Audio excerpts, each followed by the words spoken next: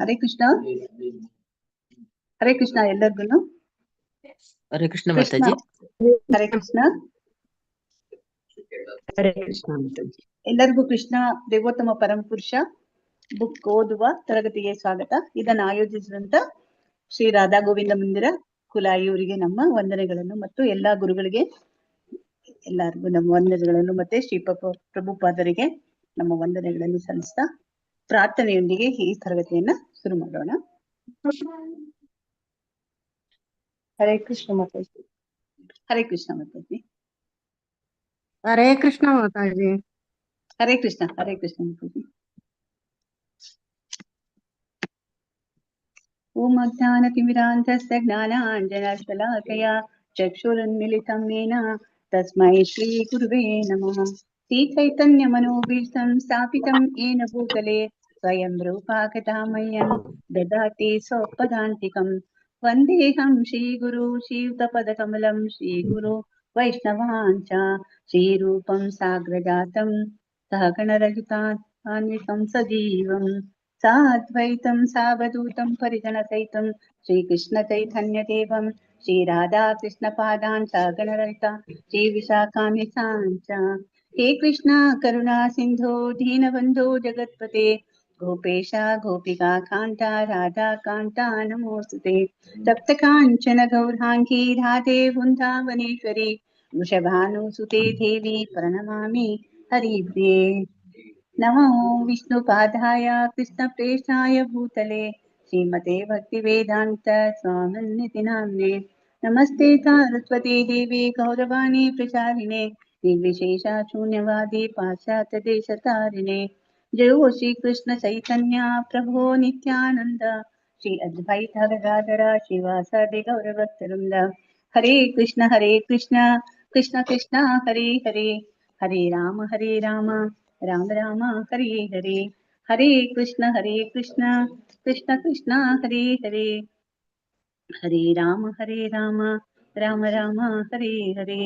ಹರೇ ಕೃಷ್ಣ ಕೃಷ್ಣ ಕೃಷ್ಣ ಹರೇ ಹರೇ ಹರೇ ರಾಮ ರಾಮ ರಾಮ ಹರೇ ಹರೇ. ಹರೇ ಕೃಷ್ಣ. ಮತ್ತೊಮ್ಮೆ ಎಲ್ಲರಿಗೂ ತರಗತಿಗೆ ಸ್ವಾಗತ.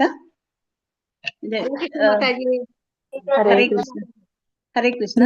ಇವತ್ತು ಮೋಸ್ಟ್ಲಿ ಇದು ಬುಕ್ ಇದಕ್ಕೆ ಏನು ಡಿಸ್ಪ್ಲೇ ಮಾಡ್ಲಿಕ್ಕಿಲ್ಲ, ನನ್ನ ಹತ್ರ ಇಲ್ಲ, ಯಾರು ಬರ್ಲಿಲ್ಲ ಅನ್ಸುತ್ತೆ. ಇವ್ರು ಪ್ರವೀಣಾ ಮಾತಾಜಿ ಬಂದಿದ್ರೆ ಅವ್ರ ಹತ್ರ ಇರ್ತಿತ್ತು. ಯಾರ ಹತ್ರ ಬುಕ್ ಇದೆ ಅವ್ರು ಓದ್ತಾ ಹೋಗ್ಬೇಕಷ್ಟೇನೆ. ಇದು ಲಾಸ್ಟ್ ಇದು ದುರ್ಯೋಧನಿಗೆ ಅಪಮಾನವಾಯ್ತೆಂಬ ಭಾವನೆ ಬರಲು ಕಾರಣ ಇದೆಲ್ಲ 74ನೇ ಇದರಲ್ಲಿ 74ನೇ ಚಾಪ್ಟರ್ ಒಂದ್ ಲಾಸ್ಟ್ ಪ್ಯಾರಾ ಹಾಗೆ ಉಳಿದಿತ್ತು ಅನ್ಸುತ್ತೆ. 2 ಪ್ಯಾರಾ ಇದೆ ಮಾತಾಜಿ, 2 ಪ್ಯಾರಾ ಇದೆ.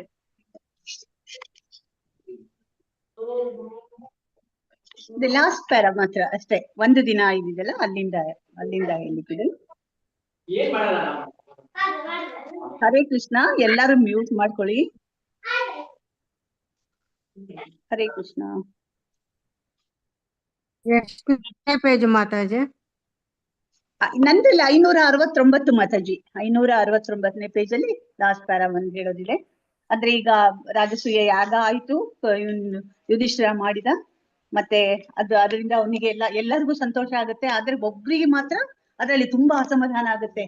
ಒಬ್ರಿಗೆ ಮಾತ್ರ ಸಮಾಧಾನ ಇಲ್ಲ ಆಗುತ್ತೆ. ಯಾರು ಅಂದ್ರೆ ದುರ್ಯೋಧನ. ಇದನ್ನ ಕೇಳ್ಬಿಟ್ಟು ಪರೀಕ್ಷಿತ್ ಮಹಾರಾಜ ಸುಖಮುನಿ ಕೇಳ್ತಾರೆ, ಯಾಕೆ ಅಂದ್ರೆ ದುರ್ಯೋಧನಿಗೆ ಸಂತೋಷ ಆಗ್ಲಿಲ್ಲ ಅಂತ ಕೇಳಿದಾಗ ಈ ಒಂದು ಚಾಪ್ಟರ್ ಬರುತ್ತೆ. ಆಮೇಲೆ ಅಂದ್ರೆ ಅವನಿಗೆ ಸಹಿಸಕ್ ಆಗಲ್ಲ, ಅವನಿಗೆ ಒಂದು ದುಷ್ಟ ಅವನಿಗೆ ಯಾರು ಒಂದು ಸಂತೋಷ, ಅದ್ರಲ್ಲೂ ಪಾಂಡವರದ್ದು ಸಂತೋಷ ಕಂಡ್ರೆ ಅವನಿಗೆ ಸಹಿಸಕ್ ಆಗೋದಿಲ್ಲ. ಅದಕ್ಕೆ ಅವನಿಗೆ ದುಃಖ ಆಗಿದೆ ಇಲ್ಲಿ. ಆಮೇಲೆ ಇದಾದ್ಮೇಲೆ ರಾಜಸೂಯ ಆದ್ಮೇಲೆ ಯುಧಿಷ್ಠಿರ ಈಗ ತುಂಬಾ ಒಂಥರ ಕೀರ್ತಿ ಬರಕ್ ಶುರು ಆಗುತ್ತೆ. ಆಮೇಲೆ ಎಲ್ಲಾ ರೀತಿಗಳನ್ನು ತೃಪ್ತನಾಗಿದ್ದಾನೆ, ಮತ್ತೆ ಎಲ್ಲಾ ಪ್ರಜೆಗಳು ಸಹ ತೃಪ್ತರಾಗಿದ್ದಾರೆ ಅವನ ಒಂದು ರಾಜ್ಯಭಾರದಿಂದ. ಇದೆಲ್ಲ ಸಹಿಸಕ್ ಆಗುದೇ ಇಲ್ಲ ಇವನಿಗೆ. ಆಮೇಲೆ ಅವನ ರಾಜ್ಯದಲ್ಲಿ ಈಗ ಯುಧಿಷ್ಠಿರನ ರಾಜ್ಯದಲ್ಲಿ ಹೇಗೆ ಅಂದ್ರೆ ಅಷ್ಟು ಚೆನ್ನಾಗಿ ಒಂದು ಇದಿದೆಯಲ್ಲ, ಅವನ ಆಸ್ಥಾನವೂ ಅಷ್ಟು ಚಂದ ಇದೆ. ಮಯಾಸುರ ಕಟ್ಸಿದ ಒಂದು ಮಾಯಾಸಭಾ ಅದೆಲ್ಲ ತುಂಬಾ ಚಂದ ಇದೆ. ಅದೆಲ್ಲ ನೋಡ್ಬಿಟ್ಟು ಅವನಿಗೆ ಒಂಥರ ಇದೆಲ್ಲ ಅವನಿಗೆ ಸಹಿಸ್ಕೊಳಕ್ಕೆ ಆಗದಷ್ಟು ಇದಾಗಿದೆ.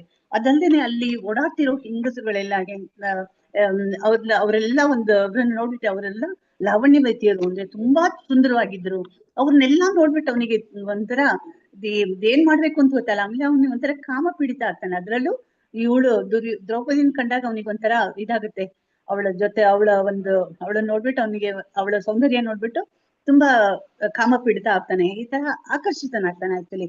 ಈ ತರ ಆದಾಗ ಆಮೇಲೆ ಯಾಕೆಂದ್ರೆ ಅವ್ನಿಗೆ ದ್ರೌಪದಿ ಸೌಂದರ್ಯಕ್ಕೆ ಅವ್ನು ಮೊದ್ಲೇ ಮನ್ಸೋತ್ಬಿಟ್ಟಿರ್ತಾನೆ. ಈಗಂತೂ ಈಗ ಈ ರಾಜಸೂಯ ಆದಾಗ ಇನ್ನು ಅವಳು ತುಂಬಾ ಸುಂದರವಾಗಿ ಕಾಣಿಸ್ತಿದ್ದಾಳೆ ಅಂತ ಹೇಳ್ತಾ ಇದ್ದಾರೆ. ಆಮೇಲೆ ಇದು ನೆಕ್ಸ್ಟ್ ಏನತ್ತೆ, ಒಂದಿನ ಯುಧಿಷ್ಠಿರ ಮಹಾರಾಜ ಮಯಾಸುರ ನಿರ್ಮಿಸಿದ ಅರಮನೆಯಲ್ಲಿ ಬಂಗಾರದ ಸಿಂಹಾಸನ ಮೇಲೆ ಕುಳಿತುಕೊಂಡಿರ್ತಾನೆ. ಅವನ 4,000 ಅವನ್ ಕೂತ್ಕೊಂಡಿರ್ತಾನೆ. ಮಾಯಾಸಭಾ ಅಂದ್ರೆ ಒಂಥರ ಅಷ್ಟು ಚಂದವಾಗಿ ಕಟ್ಟಿರ್ತಾನೆ ಮಾಯಾಸುರ. ತನ್ನ ಒಂದು ಅಸುರ ಶಕ್ತಿಯಿಂದ ತುಂಬಾ ಚೆನ್ನಾಗಿ ಕಟ್ಟಿಸ್ಕೊಟ್ಟಿರ್ತಾನೆ. ಅವನು ತನ್ನ ಸಹೋದರರು ಮತ್ತೆ ತನ್ನ ಕೃಷ್ಣ ಎಲ್ಲ ಜೊತೆಗೂ ಕೂತಿರುವಾಗ ಏನಾದ್ರೆ ಭೌತಿಕ ಅವನು ಎಷ್ಟು ಶ್ರೀಮಂತಿಕೆ ಇತ್ತು ಅಂತ ಹೇಳಿದ್ರೆ, ಒಂದು ಭೌತಿಕ ಪ್ರಪಂಚದಲ್ಲಿ ಅವ್ನು ಎಷ್ಟು ಶ್ರೀಮಂತಿಕೆ ಇದೆಯಲ್ಲ, ಅದು ಬ್ರಹ್ಮನ ಶ್ರೀಮಂತಿಕೆ. ಅವನ ಸತ್ಯಲೋಕದಲ್ಲಿರೋ ಬ್ರಹ್ಮನ ಶ್ರೀಮಂತಿಕೆನ ಅಷ್ಟು ಚೆನ್ನಾಗಿತ್ತು ಅಂತ ಹೇಳ್ತಾ ಇದ್ದಾರೆ. ತನ್ನ ಸ್ನೇಹಿತರಿಂದ ಆವೃತ್ತಾನೆ. ಅವನಿಗೆ ಕುಳಿತಿದ್ದಾಗ ಗಾಯಕರು ಮಧುರವಾದ ಪ್ರಾರ್ಥನಾ ಗೀತೆಗಳನ್ನ ಹಾಡ್ತಾ ಇರ್ತಾರೆ. ಆಗ ಅದೇ ಟೈಮ್ಗೆ ದುರ್ಯೋಧನ ಬರ್ತಾನೆ ಅಲ್ಲಿಗೆ. ಅವನ ತಲೆಯನ್ನು ಒಂದು ಕಿರೀಟವು ಅಲಂಕರಿಸಿಟ್ಟು, ಅವನ ತಲೆ ಮೇಲೆ ಒಂದು ಕಿರೀಟ ಇರುತ್ತೆ, ಕೈಯಲ್ಲಿ ಕತ್ತಿ ಇರುತ್ತೆ, ಮತ್ತೆ ಯಾವಾಗ್ಲೂ ಅಸಹ್ಯಪೂರಿತವಾಗಿ ದುಃಖ ಒಂಥರ ಯಾವಾಗ್ಲೂ ಕೋಪದಿಂದಲೇ ಇರ್ತಾನೆ. ಸ್ವಲ್ಪ ಏನಾರ ಅವನು ಹೀಗೆ ಒಂದ್ ಸ್ವಲ್ಪ ಯಾರು ಕೆಣಕಿದ್ರು ಏನಾರ ಮಾಡಿದ್ರು ಅಂತ ಹೇಳಿದ್ರೆ ಅವ್ನ ಜೊತೆಲಿ ಜಗಳಕ್ಕೆ ಹೋಗ್ಬಿಡ್ತಾ ಇರ್ತಾನೆ. ಅಷ್ಟು ಇದಾಗ್ತಿರ್ತಾನೆ. ಆಮೇಲೆ ನೆಲ ಅವನಿಗೆ ಅಲ್ಲಿ ಏನಾಗಿರುತ್ತೆ ಅಂದ್ರೆ, ಮಾಯಾಸುರ ಕಟ್ಸಿದ ಆ ತವ ಇರುತ್ತಲ್ಲ, ಅದು ಅಷ್ಟೊಂದು ತುಂಬಾ ಚೆನ್ನಾಗಿರುತ್ತೆ ಅಂದ್ರೆ ಎಲ್ಲಿ ನೆಲ ಇದೆ ಅಥವಾ ಎಲ್ಲಿ ನೀರಿದೆ ಅಂತ ಗೊತ್ತಾಗದೆ ಇರೋ ತರ ಇರುತ್ತಲ್ಲ, ಅಷ್ಟು ಚಂದವಾಗಿ ಕಟ್ಟಿರ್ತಾನೆ. ಆಮೇಲೆ ನೆಲ ಮತ್ತು ನೀರುಗಳ ವ್ಯತ್ಯಾಸ ತಿಳಿದ ಅವನಿಗೆ ಕಿರಿಕಿರಿ ಆಗಿತ್ತು. ಅವನಿಗೆ ಗೊತ್ತೇ ಇರ್ತಾರಲ್ಲ ಎಲ್ಲಿ ನೆಲ ಇದೆ ಎಲ್ಲಿ ನೀರಿದೆ ಅಂತ ಗೊತ್ತೇ ಆಗ್ತಾ ಇರಲ್ಲ. ಅದರಿಂದ ಅವನಿಗೆ ತುಂಬಾ ಕಿರಿಕಿರಿ ಆಗ್ಬಿಟ್ಟಿರುತ್ತೆ.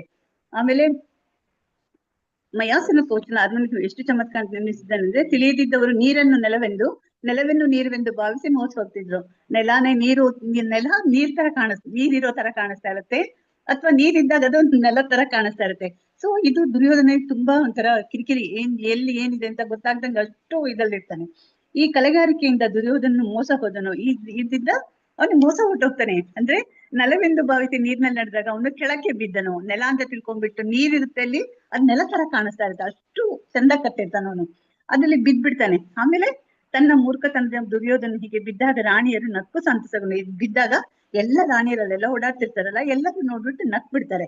ಆಮೇಲೆ ಯುಧಿಷ್ಠಿರ ಮಹಾರಾಜ ಅವಾಗ ಏನ್ ಮಾಡ್ತಾನೆ, ಇದೊಂಥರ ಚಂದ ಅಲ್ವಾ, ಯಾರೋ ಮನೆಗ್ ಬಂದಿರೋರು ಈ ತರ ಅವಮಾನ ಈ ತರ ಆದಾಗ ಬೇರೆಯವ್ರು ನಕ್ರೆ ಅವ್ರಿಗೆ ಅವಮಾನ ಆಗುತ್ತೆ. ಆದ್ರಿಂದ ಅವನೇನ್ ಮಾಡ್ತಾನೆ, ದುರ್ಯೋಧನ ಭಾವನೆಯನ್ನ ಅರ್ಥ ಮಾಡ್ಕೊಂಡು ಅವನ್ನೆಲ್ಲ ತಡಿಬೇಕು ಅಂದ್ರೆ ಆ ರಾಣಿಯರಿಗೆಲ್ಲ ಆತರ ನಗ್ಬೇಡಿ ಅಂತ ಹೇಳ್ಬೇಕು ಅಂತ ಹೋಗುವಾಗ ಏನ್ ಮಾಡ್ತಾನೆ, ಕೃಷ್ಣ ಇದ್ದಾನಲ್ಲ ಅದನ್ನ ತಡಿಬೇಡ, ಅವರು ನಗ್ಲಿ ಅಂತ ಹೇಳಿ, ಅಂದ್ರೆ ಆತರ ನಗ್ಲಿ ಅಂತ ಹೇಳಿ ಹೇಳ್ತಾನೆ. ಅದೇ ನೀ ತಡಿಯಕ್ ಹೋಗ್ಬೇಡ, ಲೆಟ್ ದೆಮ್ ಎಂಜಾಯ್ ಅಂತ ಹೇಳ್ತಾನೆ. ಆತರ ದುರ್ಯೋಧನ ಹಾಗೆ ಬೆಪ್ಪಾಗಲಿ, ಎಲ್ಲರೂ ಅವನ ಮೂರ್ಖ ರೀತಿಯನ್ನು ನೋಡಿ ಮನರಂಜನೆ ಪಡೆಯಲಿ ಎಂದು ಕೃಷ್ಣನ ಎಣಿಕೆ. ಅವನಿಗೇನಂದ್ರೆ ಆತರ ದುರ್ಯೋಧನ ಬೆಪ್ಪಾಗ್ಲಿ, ಆಮೇಲೆ ಅವನ ಮೂರ್ಖತನ ನೋಡ್ಬಿಟ್ಟು ಎಲ್ಲರೂ ಒಂಥರ ಮನರಂಜನೆ ಅದ್ರಿಂದ ಸಂತೋಷ ಪಡ್ಲಿ ಅಂತ ಬಿಟ್ಟು ಆತರ ನೀನೇನ್ ತಡಿಯಕ್ ಹೋಗ್ಬೇಡ, ಅವರೆಲ್ಲ ರಾಣಿಯರ್ ನಗ್ಲಿ ಅಂತ ಹೇಳಿ ಅಂತಾನೆ. ಎಲ್ಲರೂ ನಕ್ಕಾಗ ದುರ್ಯೋಧನಿಗೆ ಬಹು ಅವಮಾನ ಆಗುತ್ತೆ. ಕೋಪದಿಂದ ಅವನ ಕೂದಲು ನಿಮಿರಿತು. ಹೀಗೆ ಅಪಮಾನಿತ ಅವನು ಕೂಡಲೇ ತಲೆಯನ್ನು ತೆಗೆಸ್ಕೊಂಡು ಅರಮನೆಯಿಂದ ಹೊರಗೊಟ್ಟೋಗ್ತಾನೆ. ಅವನು ಮೌನವಾಗಿದ್ದನು, ಪ್ರತಿಭಟಿಸಿಲ್ಲ. ಇಷ್ಟು ಕೋಪದಲ್ಲಿ ದುರ್ಯೋಧನ ಹೊರಟು ಹೋದಾಗ ಈ ಪ್ರಸಂಗ ಎಲ್ಲರಿಗೂ ವಿಷಾದವಾಯ್ತು. ಈ ತರ ಹೋದಾಗ ಎಲ್ಲರಿಗೂ ಬೇಜಾರ ಅನ್ಸುತ್ತೆ, ಈ ತರ ಅಂದ್ರೆ ಈ ತರ ಆಗ್ಬಾರ್ದಾಗಿತ್ತು ಅಂತ ಅನ್ಕೊಳ್ತಾರೆ. ಯುಧಿಷ್ಠಿರ ಮಹಾರಾಜನಿಗೆ ವ್ಯಸನವಾಯಿತು. ಯುಧಿಷ್ಠಿರ ಮಹಾರಾಜ ತುಂಬಾ ಇದಲ್ವಾ, ಅವನಿಗೆ ತುಂಬಾ ಬೇಜಾರಾಗುತ್ತೆ.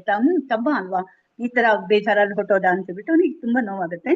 ಅದೇ ಇದೆಲ್ಲ ನಡೆದರೂ ಕೃಷ್ಣನು ಮೌನವಾಗಿದ್ದಾನೆ. ಇದೆಲ್ಲ ನಡೀತಾ ಇದ್ರೆ ಕೃಷ್ಣ ಸುಮ್ಮನೆ ಮೌನವಾಗಿರ್ತಾನೆ. ಅವನು ಪ್ರಸಂಗದ ಪರವಾಗಿ ಅಥವಾ ವಿರೋಧವಾಗಿ ಒಂದು ಮಾತನ್ನು ಆಡ್ಲಿಲ್ಲ. ಅವನು ಏನು ಮಾತಾಡಲ್ಲ, ಏನಾದ್ರು ಪ್ರಸಂಗದ ಬಗ್ಗೆ ಏನು ಮಾತಾಡುವುದೇ ಇಲ್ಲ. ಕೃಷ್ಣನ ಪರಮ ಸಂಕಲ್ಪದಿಂದಲೇ ದುರ್ಯೋಧನಿಗೆ ಈ ಭ್ರಾಂತಿ ಉಂಟಾಯ್ತು. ಇದೆಲ್ಲ ನಡೆದದ್ದು ಏನು ಪ್ರತಿಯೊಂದು ಇಲ್ಲಿ ನಡೀತಾ ಇದೆ ಅಂತಂದ್ರೆ, ಪ್ರತಿಯೊಂದು ಕೃಷ್ಣನ ಅವನ ಒಂದು ಇಚ್ಛೆ ಮೇರೆಗೆ ನಡೀತಾ ಇರೋದು, ಅವನ ಒಂದು ಸಂಕಲ್ಪದಿಂದನೇ ನಡೀತಾ ಇರುತ್ತಲ್ವಾ. ಕುರುವಂಶದ 2 ಶಾಖೆಗಳ ದೇಶವು ಇಲ್ಲಿ ಪ್ರಾರಂಭ. ನೋಡಿ, ಇಲ್ಲಿಂದ ಕುರುವಂಶದವರ ಒಂದು ದೇಶ ಸ್ಟಾರ್ಟ್ ಆಯ್ತು. ಅವನಿಗೆ ಅವಮಾನ ಆದಾಗ ಹೆಂಗಸರೆಲ್ಲ ನಗ್ತಾರೆ, ಅದು ಅದ್ ನಕ್ಕಾಗ ಅವನಿಗೆ ಅವಮಾನ ಆಯ್ತು. ಮತ್ತೆ ಇಲ್ಲಿಂದ ಒಂಥರ ದ್ವೇಷ, ಕುರುವಂಶದಲ್ಲಿ 2 ಶಾಖೆಗಳವರ, ಇಲ್ಲೊಂದ್ 2 ಶಾಖೆ ಇವರದ್ರ ಕೌರವರು ಮತ್ತು ಪಾಂಡವರ ಮಧ್ಯೆ ಇಲ್ಲಿಂದ ದ್ವೇಷ ಶುರು ಆಯ್ತು ಅಂತ ಹೇಳ್ತಾ ಇದ್ದಾರೆ. ಭೂಭಾರವನ್ನು ಕಳೆಯಲು ಕೃಷ್ಣನು ಮಾಡಿದ ಯೋಜನೆಯ ಒಂದು ಭಾಗ ಇದು ಎಂದು ಕಾಣುತ್ತೆ. ಈಗ ಮುಂದೆ ಭೂಭಾರ ಕಳಿಯಕ್ಕೋಸ್ಕರ ಬಂದಿದ್ದಾನೆ ಕೃಷ್ಣ, ಅವತಾರ ತಾಳಿದಾನಲ್ವಾ, ಅದ್ರಲ್ಲಿ ಒಂದು ಭಾಗ ಈಗ ಒಂದು ಭಾಗ ಇದು ಅಂತ ಕಾಣುತ್ತೆ. ಇದು ಫಸ್ಟ್ ಭಾಗ, ಇದು ಭಾಗ ಈಗ ಅಂದ್ರೆ ಶುರು ಆಯ್ತು. ಈಗ ಇಲ್ಲಿಂದ ದ್ವೇಷ, ಈ ದ್ವೇಷದಿಂದ ಮುಂದೆ ಯುದ್ಧ ಎಲ್ಲ ಆಗುತ್ತೆ. ಆತರ ಆ ನಾಶ ಎಲ್ಲ ಆಗೋದು, ಕೌರವರ ನಾಶ ಎಲ್ಲ ಆಗೋದು ಅಲ್ಲಿಂದ. ರಾಜಸೂಯ ಮಹಾಯಜ್ಞ ಮುಗಿದ ನಂತರ ದುರ್ಯೋಧನಿಗೆ ಏಕೆ ಸಮಾಧಾನವಾಗಲಿಲ್ಲ ಎಂದು ಪರೀಕ್ಷಿತ ರಾಜನು ಶುಕಮುನಿಯಲ್ಲಿ ಕೇಳಿದನು. ಶುಕಮುನಿ ಅದನ್ನು ಹೀಗೆ ವಿವರಿಸಿದರು. ಈ ತರ ಕೇಳ್ತಾನಲ್ವಾ ಇವರ ಪರೀಕ್ಷಿತ ಮಹಾರಾಜ ಕೇಳಿದಕ್ಕೆ ಉತ್ತರವನ್ನು ಯಾಕೆ ಒಂದು ಅಸಮಾಧಾನ ಆಯ್ತು ಅಂತ ಬಿಟ್ಟು ಉತ್ತರವನ್ನು ಇಲ್ಲಿ ಕೊಟ್ಟಿದ್ದಾರೆ. ರಾಜಸೂಯ ಯಾಗದ ಅಂತ್ಯದಲ್ಲಿ ದುರ್ಯೋಧನಿಗೆ ಅಪಮಾನವಾಯಿತೆಂಬ ಭಾವನೆ ಬರಲು ಕಾರಣ ಎನ್ನುವ 74ನೇ ಅಧ್ಯಾಯದ ಭಕ್ತಿ ವೇದಾಂತ ಭಾವ ಇಲ್ಲಿಗೆ ಮುಗಿಯಿತು. ಹರೇ ಕೃಷ್ಣ ಹರೇ ಕೃಷ್ಣ ಕೃಷ್ಣ ಕೃಷ್ಣ ಹರೇ ಹರೇ ಹರೇ ರಾಮ ಹರೇ ರಾಮ ರಾಮ ರಾಮ ಹರೇ ಹರೇ. ಈಗ 75ನೇ ಅಧ್ಯಾಯ.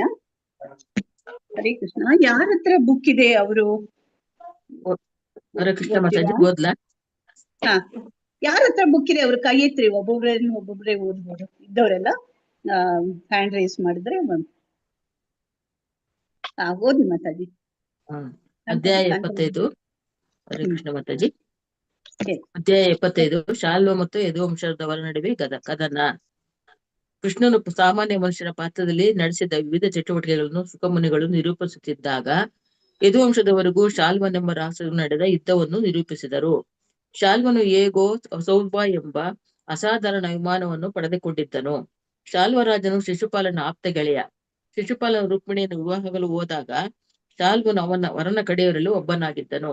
ಯದುವಂಶದ ಸೈನಿಕರಿಗೂ ಎದುರು ಪಕ್ಷದ ರಾಜರಿಗೂ ಯುದ್ಧವಾದಾಗ ಯದುವಂಶದ ಸೈನಿಕರು ಶಾಲ್ವನನ್ನು ಸೋಲಿಸಿದರು. ಅವನು ಸೋತರು ಸಹ ತಾನು ಮುಂದೆ ಯದುವಂಶದವರು ಇಡೀ ಪ್ರಪಂಚದಿಂದ ತೊಡೆದು ಹಾಕುವುದಾಗಿ ಎಲ್ಲ ರಾಜರ ಮುಂದೆ ಪ್ರತಿಜ್ಞೆ ಮಾಡಿದನು. ರುಕ್ಮಿಣಿಯ ವಿವಾಹದ ಕಾಲದಲ್ಲಿ ಸೋತಂದ್ರನಿಂದ ಕೃಷ್ಣನ ವಿಷಯದಲ್ಲಿ ದ್ವೇಷವನ್ನು ಉಳಿಸಿಕೊಂಡೇ ಬಂದಿದ್ದನು. ಕೃಷ್ಣನನ್ನು ಕೊಲ್ಲುವುದಾಗಿ ಪ್ರತಿಜ್ಞೆ ಮಾಡಿದ ಅವನು ಒಬ್ಬ ಮೂರ್ಖ. ಸಾಮಾನ್ಯವಾಗಿ ಇಂಥ ಮೂರ್ಖ ರಾಕ್ಷಸರು ತಮ್ಮ ಯೋಜನೆಗಳನ್ನು ಸಾಧಿಸಲು ಶಿವನಂತಹ ದೇವತೆಗಳ ಮೊರೆ ಹೋಗುತ್ತಾರೆ. ಹಾಗೆಯೇ ಶಾಲ್ವನು ಶಕ್ತಿಯನ್ನು ಪಡೆಯಲು ಶಿವನ ಚರಣ ಕಮಲಗಳಲ್ಲಿ ಆಶ್ರಯವನ್ನು ಪಡೆದನು. ಪ್ರತಿನಿತ್ಯವೂ ಒಂದು ಮುಷ್ಟಿ ವಿಭೂತಿಯನ್ನಲ್ಲದೆ ಬೇರೆ ಯಾವ ಆಹಾರವನ್ನು ಸೇವಿಸದೆ ಅವನು ಕಠಿಣ ತಪಸ್ಸನ್ನು ಮಾಡಿದನು. ಪಾರ್ವತಿಯ ಪತಿಯಾದ ಶಿವನು ಬಹು ಕರುಣಾಳು. ಅವನನ್ನು ಸಂತೋಷ ಪಡೆದಲು ಯಾರಾದ್ರೂ ಕಠಿಣ ತಪಸ್ಸನ್ನು ಮಾಡಿದರೆ ಅವನಿಗೆ ಬಹುಬೇಗ ತೃಪ್ತಿಯಾಗುತ್ತದೆ. ಆದ್ದರಿಂದ ಶಾಲ್ವನು 1 ವರ್ಷದ ಕಾಲ ಒಂದೇ ಸಮಯ ತಪಸ್ಸನ್ನು ಮಾಡಿದ ಮೇಲೆ ಶಿವನು ಅವನಿಗೆ ಪ್ರಸನ್ನನಾದನು ಮತ್ತು ಅವನ ಅಪೇಕ್ಷೆ ಈಡೇರಲು ವರವನ್ನು ಕೇಳುವಂತೆ ಹೇಳಿದನು. ಹರೇ ಕೃಷ್ಣ ಮಾತಾಜಿ. ಹರೇ ಕೃಷ್ಣ ಮಾತಾಜಿ. ಹರೇ ಕೃಷ್ಣ. ನಾನು ಓದ್ತೀನಿ ಮಾತಾಜಿ. ಕಾಂತಮಣಿ ಮಾತಾಜಿ. ಹರೇ ಕೃಷ್ಣ ಮಾತಾಜಿ. ಹಾ. ಯಾವುದೇ ದೇವತೆ, ರಾಕ್ಷಸ, ಮನುಷ್ಯ, ಗಂಧರ್ವ, ನಾಗ ಅಥವಾ ಅಸುರರು ನಾಶ ಮಾಡಲಾಗದಂತಹ ಒಂದು ವಿಮಾನವನ್ನು ತನಗೆ ನೀಡಬೇಕೆಂದು ಶಾಲ್ವನು ಶಿವನನ್ನು ಬೇಡಿದನು. ಅಲ್ಲದೆ ತಾನು ಎಲ್ಲೆಲ್ಲಿ ಹೋಗಬೇಕೆಂದರೂ ವಿಮಾನವು ಅಲ್ಲಲ್ಲಿಗೆ ಹಾರಿ ಹೋಗಬೇಕು ಮತ್ತು ನಿರ್ದಿಷ್ಟವಾಗಿ ಯದುವಂಶದವರಿಗೆ ಅಪಾಯವನ್ನು ಮಾಡಬೇಕು, ಭಯವನ್ನುಂಟು ಮಾಡಬೇಕು ಎಂದು ಅಪೇಕ್ಷಿಸಿದನು. ಶಿವನು ಆ ವರವನ್ನು ಕೊಡಲು ಒಪ್ಪಿದನು. ಆ ಕಬ್ಬಿಣದ ವಿಮಾನವನ್ನು ನಿರ್ಮಿಸಲು ಶಾಲ್ವನು ಮಯಾಸುರನ ನೆರವನ್ನು ಪಡೆದನು. ಅದು ಎಷ್ಟು ಗಟ್ಟಿಯಾಗಿದ್ದಿತು ಮತ್ತು ದುರ್ದಮವಾಗಿತ್ತು ಎಂದರೆ ಯಾರಿಗೂ ಅದನ್ನು ಬೀಳಿಸಲು ಸಾಧ್ಯವಾಗುತ್ತಿರಲಿಲ್ಲ. ಅದು ಸ್ವಲ್ಪ ಹೆಚ್ಚು ಕಡಿಮೆ 1 ಊರಿನಷ್ಟು ದೊಡ್ಡದಾದ ವಿಮಾನ. ಅದು ಎಷ್ಟು ಎತ್ತರದಲ್ಲಿ ಮತ್ತು ಎಷ್ಟು ವೇಗವಾಗಿ ಹಾರುತ್ತಿದ್ದಿತು ಎಂದರೆ ಅದು ಎಲ್ಲಿದೆ ಎಂದು ನೋಡುವುದು ಅಸಾಧ್ಯವಾಗಿತ್ತು ಎಂದೇ ಹೇಳಬಹುದು. ಆದುದರಿಂದ ಅದರ ಮೇಲೆ ಆಕ್ರಮಣ ಮಾಡುವ ಪ್ರಶ್ನೆಯೇ ಇರಲಿಲ್ಲ. ಹೊರಗಡೆ ಕತ್ತಲಿದ್ದರೂ ವಿಮಾನ ಚಾಲಕನು ಅದನ್ನು ಎಲ್ಲಿಗೆ ಬೇಕಾದರೂ ಕೊಂಡೊಯ್ಯಬಹುದಾಗಿತ್ತು.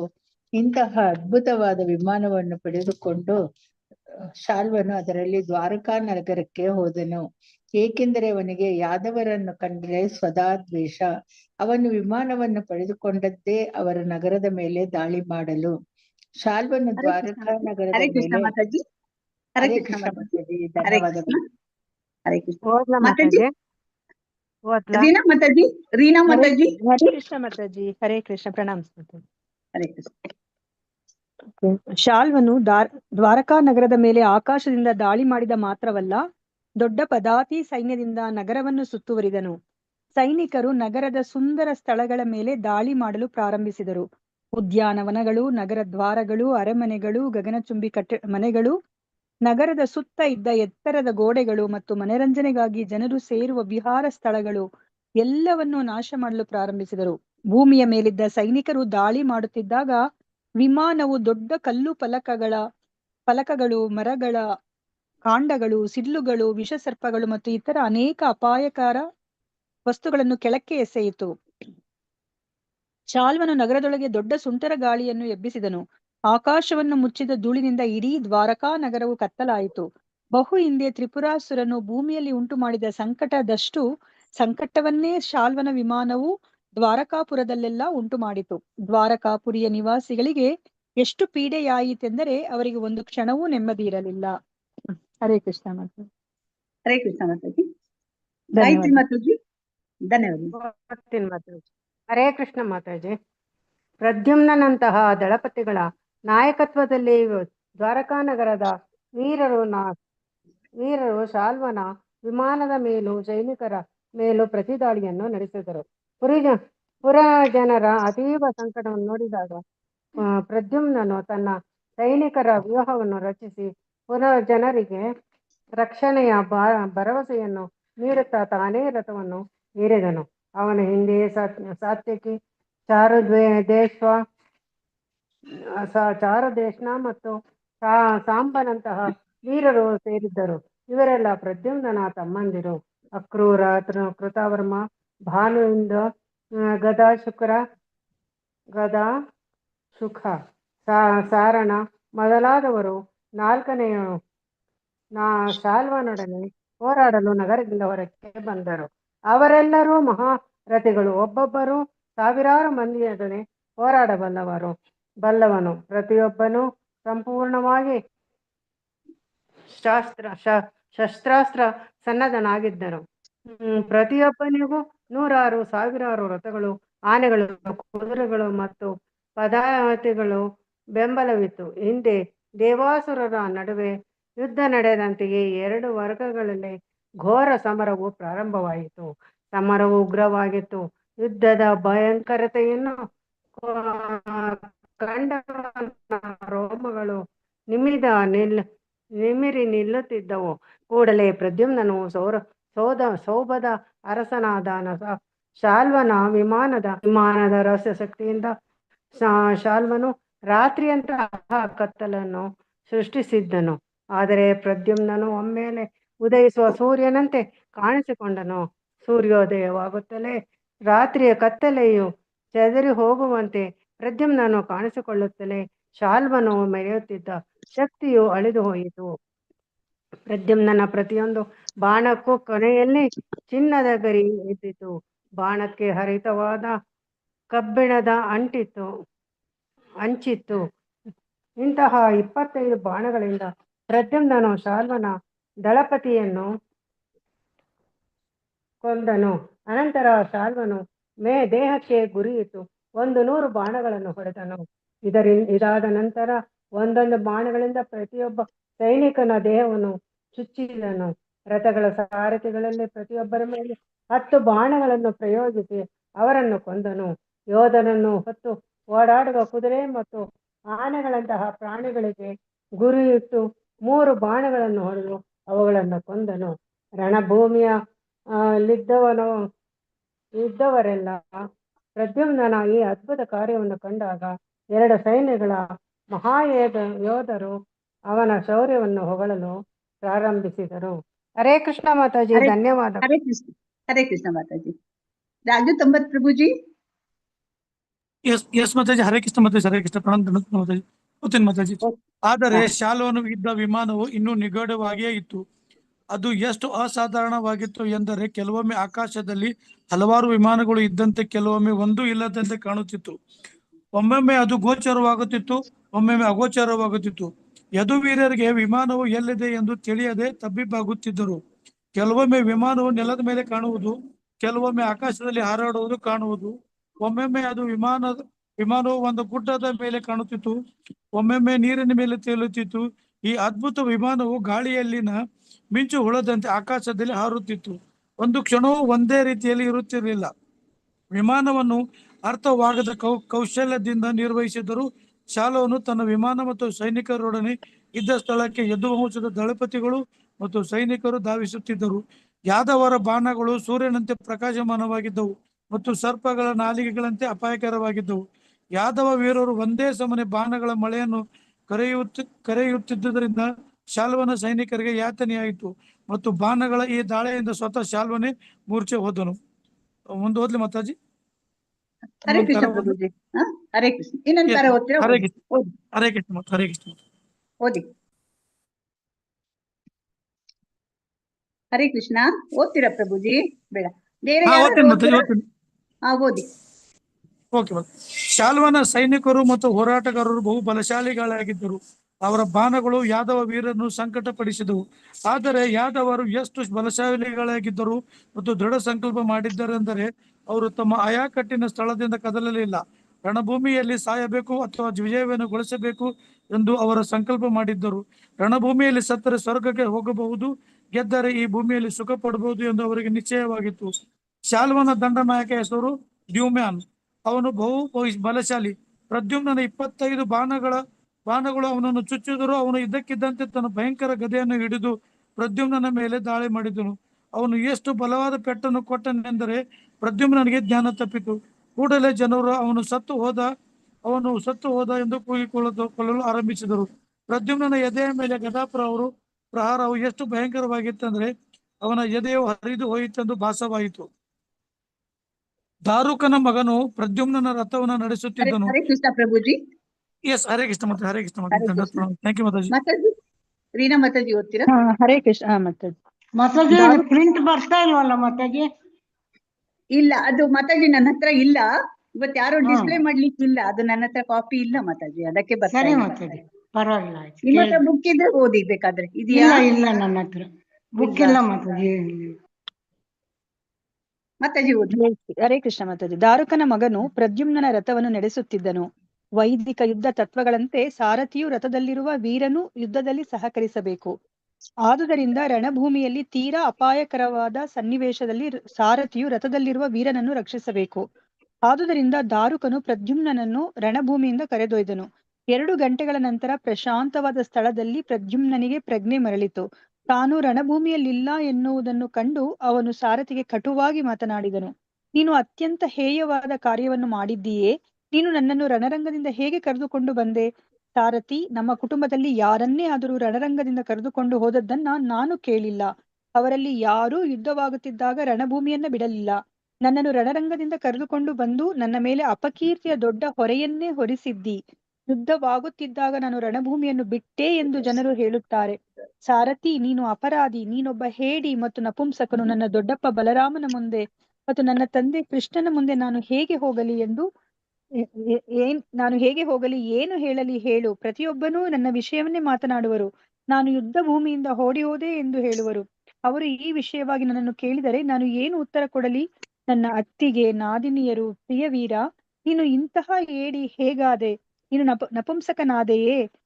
ನಿನ್ನ ವಿರುದ್ಧವಾಗಿ ಯುದ್ಧ ಮಾಡಿದವರ ಕಣ್ಣಲ್ಲಿ ಇಷ್ಟರ ಮಟ್ಟಿಗೆ ಇಳಿದು ಹೋದೆಯಾ ಎಂದು ನನ್ನನ್ನು ಹಾಸ್ಯ ಮಾಡುವರು. ಸಾರಥಿ, ನನ್ನನ್ನು ರಣಭೂಮಿಯಿಂದ ಕರೆತಂದು ನೀನು ದೊಡ್ಡ ಅಪರಾಧವನ್ನು ಮಾಡಿದ್ದೀಯೆ. ಹರೇ ಕೃಷ್ಣ ಮಾತಾಜಿ. ಇನ್ನೊಂದು ಪ್ಯಾರ ಇದೆ, ಓದೋದು ಮಾತಾಜಿ. ಕಾಂತಮಣಿ ಮಾತಾಜಿ ಮತ್ತೆ ರಿಲೀಸ್ ಮಾಡಿದ್ದಾರೆ. ಓಕೆ ಮಾತಾಜಿ. ಹರೇ ಕೃಷ್ಣ. ಕಾಂತಮಣಿ ಮಾತಾಜಿ. ಹರೇ ಕೃಷ್ಣ ಮಾತಾಜಿ. ಪ್ರದ್ಯುಮ್ನನ ಸಾರಥಿಯು ಹೀಗೆ ಉತ್ತರ ಹೇಳಿದನು. ಪ್ರಿಯ ಒಡೆಯ, ನೀನು ದೀರ್ಘಾಯುವಾಗು ಎಂದು ನನ್ನ ಬಯಕೆ. ರಥದಲ್ಲಿರುವ ವೀರನು ಅಪಾಯದಲ್ಲಿರುವಾಗ ಅವನಿಗೆ ಸಹಾಯ ಮಾಡುವುದು ಸಾರಥಿಯ ಕರ್ತವ್ಯ. ಆದುದರಿಂದ ನಾನು ತಪ್ಪು ಮಾಡಿದ್ದೇನೆ ಎಂದು ನನಗೆ ತೋರುವುದಿಲ್ಲ. ನೀನು ಯುದ್ಧದ ವಿಷಯಗಳಲ್ಲಿ ಸಂಪೂರ್ಣವಾಗಿ ಸಮರ್ಥನು. ಅಪಾಯದ ಸನ್ನಿವೇಶದಲ್ಲಿ ಪರಸ್ಪರ ರಕ್ಷಣೆ ಕೊಡುವುದು ಸಾರಥಿಯ ಮತ್ತು ಯೋಧನ ಕರ್ತವ್ಯ. ನನಗೆ ಯುದ್ಧದ ನಿಯಂತ್ರಕ ತತ್ವಗಳ ಸಂಪೂರ್ಣ ಅರಿವಿತ್ತು. ನಾನು ನನ್ನ ಕರ್ತವ್ಯವನ್ನು ಮಾಡಿದೆ. ಶತ್ರುವು ಇದ್ದಕ್ಕಿದ್ದಂತೆ ಗದೆಯಿಂದ ನಿನಗೆ ಎಂತಹ ಪೆಟ್ಟನ್ನು ಕೊಟ್ಟನೆಂದರೆ ನೀನು ಮೂರ್ಛೆ ಹೋದೆ. ಶತ್ರುಗಳಿಂದ ಸುತ್ತುವರಿಯಲ್ಪಟ್ಟು ನೀನು ಬಹಳ ಅಪಾಯಕರ ಸ್ಥಿತಿಯಲ್ಲಿದ್ದೆ. ಆದುದರಿಂದ ನಾನು ನನ್ನ ಕರ್ತವ್ಯವನ್ನು ಮಾಡಿದೆ. ಶಾಲ್ವ ಮತ್ತು ಯದುವಂಶದವರ ನಡುವೆ ಕದನ ಎಂಬ 75ನೆಯ ಅಧ್ಯಾಯದ ಭಕ್ತಿ ವೇದಾಂತ ಭಾವಾರ್ಥವು ಇಲ್ಲಿಗೆ ಮುಗಿಯಿತು. ಹರೇ ಕೃಷ್ಣ ಹರೇ ಕೃಷ್ಣ ಕೃಷ್ಣ ಕೃಷ್ಣ ಹರೇ ಹರೇ, ಹರೇ ರಾಮ ರಾಮ ರಾಮ ಹರೇ ಹರೇ. ಹರೇ ಕೃಷ್ಣ ಮಾತಾಜಿ, ಧನ್ಯವಾದಗಳು. ಹರೇ ಕೃಷ್ಣ. ಹರೇ ಕೃಷ್ಣ. ಇದು 75ನೇ ಅಧ್ಯಾಯ, ಶಾಲ್ವ ಮತ್ತು ಯದುವಂಶದವರ ನಡುವೆ ಕದನ. ಅಂದ್ರೆ ಇಲ್ಲಿ ಹಿಂದೆ ಈಗ ಆಯ್ತು, ರಾಜಸೂಯ ಆಯ್ತು, ಈಗ ದುರ್ಯೋಧನಿಗೆ ಒಂಥರ ಸಮಾಧಾನ ಇಲ್ಲ, ಆ ತರ ಆಯ್ತು. ಈಗ ಇವನು ಶಿಶುಪಾಲನ್ ವಧೆ ಆಯ್ತಲ್ವಾ.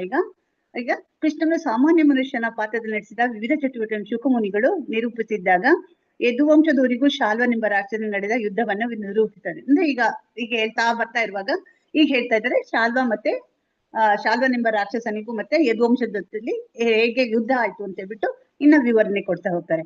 ಶಾಲ್ವನು ಹೇಗೋ ಸೌಭ ಎನ್ನುವ ಅಸಾಧಾರಣ ವಿಮಾನವನ್ನು ಪಡೆದುಕೊಂಡಿದ್ದನು. ಶಾಲ್ವನ ಹತ್ರ ಸೌಭ ಅಂತ ಹೇಳಿ ಒಂದು ಅಸಾಧಾರಣ ಒಂದು ವಿಮಾನ ಇರುತ್ತೆ ಅವನ ಹತ್ರ. ಶಾಲ್ವರಾಜನು ಶಿಶುಪಾಲನ ಆಪ್ತ ಗೆಳೆಯ. ಈ ಶಿಶುಪಾಲನದು ತುಂಬಾ ಆಪ್ತ ಗೆಳೆಯ ಆಗಿದ್ದಾನೆ ಇವನು. ಶಿಶುಪಾಲನು ರುಕ್ಮಿಣಿಯನ್ನು ವಿವಾಹವಾಗಲು ಹೋದಾಗ ಶಾಲ್ವನು ವರನ ಕಡೆಯವರಲ್ಲಿ ಒಬ್ಬನಾಗಿರ್ತಾನೆ. ಅಂದ್ರೆ ಇವನು ಶಿಶುಪಾಲನ ಫ್ರೆಂಡ್, ಅವನ ಕಡೆ ವರನ ಕಡೆಯಲ್ಲಿ ಇರ್ತಾನೆ ಇವನು. ಆಕ್ಚುಲಿ ಯದುವಂಶದ ಸೈನಿಕರಿಗೂ ಎದುರು ಪಕ್ಷದ ರಾಜರಿಗೂ ಯುದ್ಧವಾದಾಗ ಯದುವಂಶ ಸೈನಿಕ ಶಾಲ್ವನನ್ನು ಸೋಲಿಸಿರ್ತಾರೆ. ಅವನು ಸೋತರೂ ಸಹ ತಾನು ಮುಂದೆ ಯದುವಂಶದವರನ್ನು ಇಡೀ ಪ್ರಪಂಚದಿಂದ ತೊರೆದು ಹೊಡೆದು ಹಾಕುವುದಾಗಿ ಎಲ್ಲಾ ರಾಜರ ಮುಂದೆ ಪ್ರತಿಜ್ಞೆ ಮಾಡಿರ್ತಾನ ಅವನು. ಅಂದ್ರೆ ಹಿಂದೆ ಇದ್ರ ಜೊತೆಲಿ ಇದಾದಾಗ ರುಕ್ಮಿಣಿಯ ವಿವಾಹ ಟೈಮ್ನಲ್ಲಿ ಗಲಾಟೆ ಆಗ್ತಲ್ಲ, ಶಿಶುಪಾಲನ್ ವಧೆ ಆದಾಗ ಅವಾಗ ಶಾಲ್ವ ಹೇಳ್ತಾನೆ, ನಾನು ಇವಾಗ ಸೋತ್ರು ಪರವಾಗಿಲ್ಲ, ಆದ್ರೆ ಮುಂದೊಂದಿನ ನಾನು ಈ ಯದುವಂಶದ ಇಡೀ ಪ್ರಪಂಚದಿಂದ ನಾನು ತೊಡೆದು ಹಾಕ್ತೀನಿ, ಅವ್ರನ್ನ ಅಲ್ಲಿಂದ ಓಡಿಸ್ಬಿಡ್ತೀನಿ ಅಂತೇಳಿ ಒಂದು ಪ್ರತಿಜ್ಞೆ ಮಾಡ್ಕೊಂಡಿರ್ತಾನೆ. ರುಕ್ಮಿಣಿಯ ವಿವಾಹದ ಕಾಲದಲ್ಲಿ ಸೋತಂದಿನಿಂದ ಕೃಷ್ಣನ ವಿಷಯದಲ್ಲಿ ದ್ವೇಷವನ್ನು ಉಳಿಸ್ಕೊಂಡೇ ಇದ್ದಾನೆ ಅವನು. ದ್ವೇಷ ಅವನ ಮನಸ್ಸಲ್ಲಿ ಹಾಗೆ ಉಳ್ಕೊಂಡ್ಬಿಟ್ಟಿದೆ. ಕೃಷ್ಣನನ್ನು ಕೊಲ್ಲುವುದಾಗಿ ಪ್ರತಿಜ್ಞೆ ಮಾಡಿದವನು ಒಬ್ಬ ಮೂರ್ಖ ಅಂತ ಹೇಳ್ತಾರೆ. ಅಂದ್ರೆ ಅವನು ಎಲ್ಲ ಯದುವಂಶನ ನಾಶ ಮಾಡ್ತೀನಿ ಅಂತ ಕೃಷ್ಣನ ಕೊಲ್ತೀನಿ ಅಂತ ಈ ತರ ಒಂದು ಪ್ರತಿಜ್ಞೆ ಮಾಡಿದವನು ಇವನು ಮೂರ್ಖ ಅಂತ ಹೇಳಿ ಹೇಳ್ತಾ ಇದ್ದಾರೆ. ಸಾಮಾನ್ಯನಾಗಿ ಇಂತಹ ಮೂರ್ಖ ರಾಕ್ಷಸರು ತಮ್ಮ ಯೋಜನೆಗಳನ್ನು ಸಾಧಿಸಲು ಶಿವನಂತಹ ದೇವತೆಗಳ ಮೊರೆ ಹೋಗ್ತಾರೆ. ಈಗ ಅವನೀಗ ತನ್ನ ಒಂದು ಯೋಜನೆಯನ್ನ ಮಾಡ್ಬೇಕಲ್ವಾ. ಅಂದ್ರೆ ಈಗ ಯದುವಂಶದ ನಾಶ ಮಾಡ್ತೀನಿ ಅಂತ ಹೇಳಿದಾನೆ. ಸೊ ಈಗ ಅದನ್ನ ಮಾಡ್ಬೇಕಾದ್ರೆ ಅವನೀಗ ವರ ಪಡ್ಕೋಬೇಕು. ಈ ವರಗಳು ಬೇಕಾದ್ರೆ ಈ ಸಾಧಾರಣ ಏನ್ ಹೇಳ್ತಾರೆ, ಈ ರಾಕ್ಷಸರು ಯಾವಾಗ್ಲೂ ಶಿವನನ್ನ ಮೊರೆ ಹೋಗ್ತಾರೆ. ಯಾಕೆಂದ್ರೆ ಶಿವ ಬೇಗನೆ ತನ್ನ ಒಂದು ಇದಕ್ಕೆ ಅವರ ಭಕ್ತರ ಒಂದು ಇದಕ್ಕೆ ಅವನು ಒಲಿದು ಬಿಡ್ತಾನೆ. ಅದಕ್ಕೋಸ್ಕರ ಶಿವನ್ನ ಅವನು ಪ್ರಾರ್ಥನೆ ಮಾಡ್ತಾನೆ. ಹಾಗೆ ಶಾಲ್ವನು ಶಕ್ತಿಯನ್ನು ಪಡೆಯಲು ಶಿವನ ಚರಣ ಕಮಲಗಳಲ್ಲಿ ಆಶಯವನ್ನ ಪಡಿತಾನೆ. ಪ್ರತಿನಿತ್ಯವೂ ಏನ್ ಮಾಡ್ತಾ ಇರ್ತಾನೆ ಅಂದ್ರೆ ಒಂದು ಮುಷ್ಟಿ ವಿಭೂತಿ ಮಾತ್ರ ಅವನ ಆಹಾರ ಅಂತ. ವಿಭೂತಿ ಮಾತ್ರ, ಯಾಕೆಂದ್ರೆ ಶಿವಂದು ಇದಲ್ವಾ ವಿಭೂತಿ, ಆ ತರ ಅವನು ಒಂದು ಮುಷ್ಟಿ ವಿಭೂತಿನೇ ಮಾತ್ರ ತಿಂತಿರ್ತಾನಂತೆ. ಅಷ್ಟು ಕಠಿಣ ತಪಸ್ ಮಾಡ್ತಾನೆ. ಪಾರ್ವತಿ ಪತಿಯಾದ ಶಿವನು ಬಹು ಕರುಣಾಳು. ಒಂದು ಹೇಳ್ತಾರಲ್ವಾ, ಶಿವ ಬಹಳ ಕರುಣಾಳು, ಆಶುತೋಷ್ ಅಂತ ಹೇಳ್ತಾರೆ. ಅಂದ್ರೆ ಬೇಗ ಒಂದು ಒಲ್ಲು ಬಿಡ್ತಾನ ಅವನು ಭಕ್ತರ ಇದಕ್ಕೆ. ಅವನನ್ನು ಸಂತೋಷ ಪಡಿಸಲು ಯಾರಾದರೂ ಕಠಿಣ ತಪಸ್ಸನ್ನು ಮಾಡಿದರೆ ಅವರಿಗೆ ಬಹುಬೇಗ ತೃಪ್ತಿ ಆಗ್ಬಿಡ್ತಾನ ಅವನು. ಆದ್ರಿಂದ ಶಾಲ್ವನು 1 ವರ್ಷ ಕಾಲ ಒಂದೇ ಸಮನೆ ತಪಸ್ ಮಾಡ್ತಾನೆ. ಶಿವ ಅವನಿಗೆ ಪ್ರಸನ್ನ ಆಗ್ತಾನೆ. ಮತ್ತೆ ನಿನ್ಗೆ ಏನ್ ವರ ಬೇಕು ಅಂತ ಕೇಳ್ತಾ ಇದ್ದಾನೆ. ಯಾವುದೇ ದೇವತೆ ರಾಕ್ಷಸ, ಈಗ ವರ ಕೇಳ್ತಾ ಇದ್ದಾನೆ ನೀನು. ಯಾವುದೇ ದೇವತೆ, ರಾಕ್ಷಸ, ಮನುಷ್ಯ, ಗಂಧರ್ವ, ನಾಗ ಅಥವಾ ಅರಸರು ಯಾರು ನನಗೆ ನಾಶ ಮಾಡಬಾರ್ದು. ನಾಶ ಮಾಡದಂತಹ ಒಂದು ವಿಮಾನವು ನನಗೆ ಕೊಡು ಅಂತ ಹೇಳ್ತಾ ಇದ್ದಾನೆ. ನನ್ಗೊಂದು ವಿಮಾನ ಕೊಡು. ಅದರಿಂದ ಏನ್ ಹೇಳ್ತಾ ಇದ್ರೆ ಯಾರೋ ಅದನ್ನ ನಾಶ ಮಾಡಬಾರ್ದು, ಮತ್ತೆ ತನ್ನನ್ನ ನಾಶ ಮಾಡಬಾರ್ದು ಅಂತ ಒಂದು ವರವನ್ನ ಕೇಳ್ತಾ ಇದ್ದಾನೆ. ಅಲ್ಲದೆ ತಾನು ಎಲ್ಲೆಲ್ಲಿಗೆ ಹೋಗಬೇಕೆಂದರೂ ವಿಮಾನ ಅಲ್ಲಲ್ಲಿಗೆ ಹಾರಿ ಹೋಗ್ಬೇಕು ಅಂತ ನಿರ್ದಿಷ್ಟವಾಗಿ ಯದುವಂಶದವರಿಗೆ ಅಪಾಯವನ್ನು ಮಾಡಬೇಕು. ಅಂದ್ರೆ ಅವ್ನು ಏನ್ ಹೇಳ್ತಾನೆ, ಈ ವಿಮಾನ ಹೇಗಂದ್ರೆ ನಾನು ಎಲ್ಲಿ ಹೋಗ್ಬೇಕು ಅಂತ ಅನ್ಕೊಂಡ್ರೆ ಅಲ್ಲಿ ಕರ್ಕೊಂಡು ಹೋಗ್ಬಿಡ್ಬೇಕು.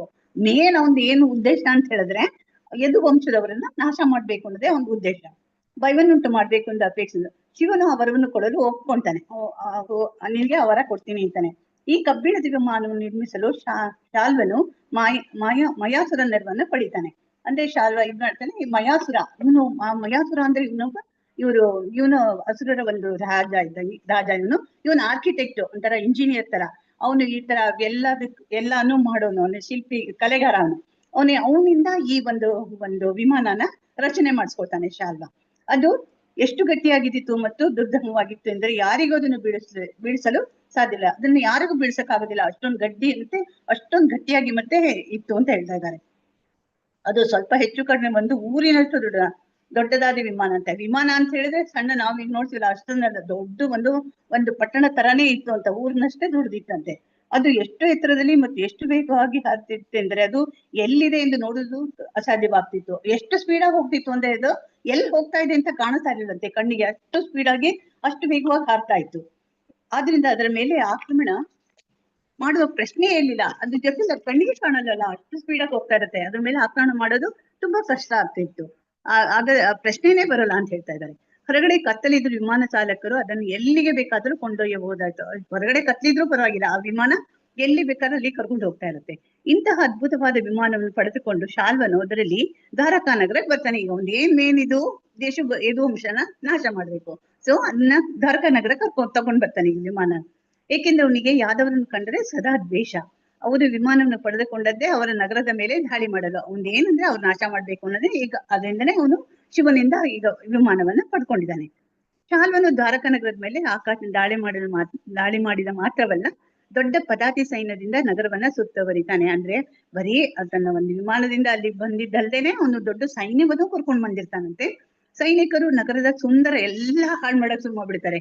ನಗರಗಳಲ್ಲಿ ಏನೇನಿದೆಯಲ್ಲ, ಸ್ನಾನಗೃಹಗಳು, ನಗರ ದ್ವಾರಗಳು, ಅರಮನೆಗಳು, ಗಗನ ಒಂದು ಚುಂಬಿ ಮನೆಗಳು, ಎಲ್ಲವನ್ನ ಗೋಡೆಗಳು ಏನೇನಿದೆಯಲ್ಲ ಎಲ್ಲವನ್ನು ಅದನ್ನ ಸೈನಿಕರೆಲ್ಲ ಹಾಳು ಮಾಡಕ್ ಶುರು ಮಾಡ್ತಾರೆ.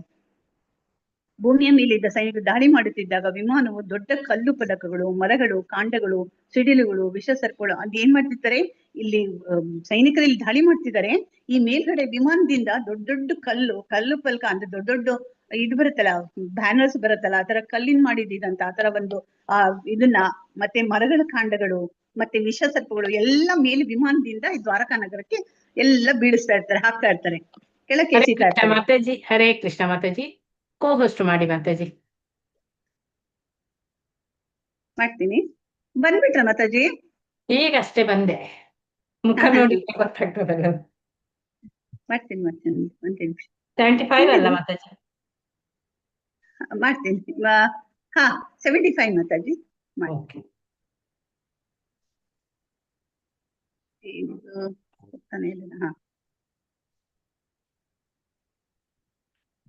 ಪೋಸ್ಟ್ ಮಾಡಿ. ಓಕೆ, ಪರವಾಗಿಲ್ಲ. Okay Mataji. Page 572 Mataji. Okay start ಮಾಡಿ ಮಾತಾಜಿ. ಇಲ್ಲ, ಆ ವಿಮಾನದಿಂದ ಏನ್ ಮಾಡ್ತಿದ್ರೆ, ಕಲ್ಲು ಮತ್ತೆ ಏನೇನ್ ಸಿಕ್ಕುತ್ತಲ್ಲ ಎಲ್ಲಾನು ತೆಗ್ದ್ಬಿಟ್ಟು ಆ ದ್ವಾರಕಾ ನಗರದ ಮೇಲೆ ಎಸಿತಾ ಇರ್ತಾರೆ. ಶಾಲ್ವ ನಗರದೊಳಗೆ ದೊಡ್ಡ ಸುಂಟರ ಗಾಳಿಯನ್ನು ಎಬ್ಬಿಸ್ತಾನೆ. ಆಕಾಶವನ್ನು ಮುಚ್ಚಿದ ಧೂಳಿಂದ ಇಡೀ ದ್ವಾರಕಾ ನಗರ ಕತ್ಲಾಗಿ ಹೋಗ್ಬಿಡುತ್ತೆ. ಬಹು ಹಿಂದೆ ಈ ತರ ಆದಿದ್ದು ಏನ್ ಹೇಳ್ತಾ ಇದಾರೆ ಇಲ್ಲಿ, ಬಹು ಹಿಂದೆ ತ್ರಿಪುರಾಸುರರು ಭೂಮಿಯಲ್ಲಿ ಉಂಟು ಮಾಡಿದ ಸಂಕಟದಷ್ಟು ಸಂಕಟವನ್ನೇ ಶಾಲ್ವನು ವಿಮಾನವು ದ್ವಾರಕಾಪುರದಲ್ಲೆಲ್ಲ ಉಂಟು ಮಾಡಿತು. ದ್ವಾರಕಾಪುರಿಯ ನಿವಾಸಿಗಳಿಗೆ ಎಷ್ಟು ಪೀಡೆಯಾಯ್ತಂದ್ರೆ ಅವರಿಗೆ ಒಂದು ಕ್ಷಣವೂ ನೆಮ್ಮದಿ ಇರ್ಲಿಲ್ಲ. ಅಂದ್ರೆ ಇಲ್ಲಿ ಏನ್ ಹೇಳ್ತಾ ಇದಾರೆ, ಅವನ ಒಂದು ವಿಮಾನದಿಂದ ಒಂದು ಆಕ್ರಮಣ ಮಾಡಿದನಲ್ಲ, ಮತ್ತೆ ಆ ಸೈನ್ಯಗಳು ಇದರಿಂದ ಆಕಾಶವನ್ನು ಫುಲ್ ಆಕಾಶ ಎಲ್ಲ ಒಂದ್ ಕತ್ಲಾಗ ಹೋಗ್ಬಿಡತ್ತಂತೆ. ಇದನ್ನ ಏನ್ ಹೋಲಿಕೆ ಮಾಡ್ತಾ ಇದ್ದಾರೆ ಅಂದ್ರೆ, ತ್ರಿಪುರಾಸುರ ಭೂಮಿಯಲ್ಲಿ ಉಂಟು ಮಾಡಿದ ಸಂಕಷ್ಟ ಅಂತ ಹೇಳ್ತಾರೆ. ನಾನು ಈಗ ಒಂದ್ ಸಣ್ಣ ಕತೆ ಹೇಳಲಾ ತ್ರಿಪುರಾಸುರರು ಯಾರು ಅಂತ? ಪರವಾಗಿಲ್ವಾ? ತ್ರಿಪುರಾಸುರ ಅಂದು ಇದೇನಂದ್ರೆ, ತ್ರಿಪುರ ಅಸುರ ಅಂದ್ರೆ ಮೂರು ಪುರ ಅಂದ್ರೆ ನಗರಗಳ, ಅಸುರರು ಅಂದ್ರೆ ರಾಕ್ಷಸರು. 3 ಪುರದ ರಾಕ್ಷಸರು ಅಂದ್ರೆ 3 ರಾಕ್ಷಸರು ಸೇರ್ಬಿಟ್ಟು ಇದು ತ್ರಿಪುರ ಅಂತ. ಆಕ್ಚುಲಿ ತ್ರಿಪುರಾಸುರ ಅಂದ್ರೆ 3 ರಾಕ್ಷಸರು ಸೇರ್ಕೊಂಡಿದ್ದಾರೆ. ಇವರು 3 ಜನನು ಹರೇ ಕೃಷ್ಣ ಲಕ್ಷ್ಮೀ PM ಮಾತಾಜಿ ಮ್ಯೂಟ್ ಮಾಡ್ಕೊಳ್ಳಿ. ಹರೇ ಕೃಷ್ಣ. ಏನಾಯ್ತು ಅಂದ್ರೆ, ತ್ರಿಪುರಾಸುರ ಇವ್ರು 3 ಜನ ರಾಕ್ಷಸರು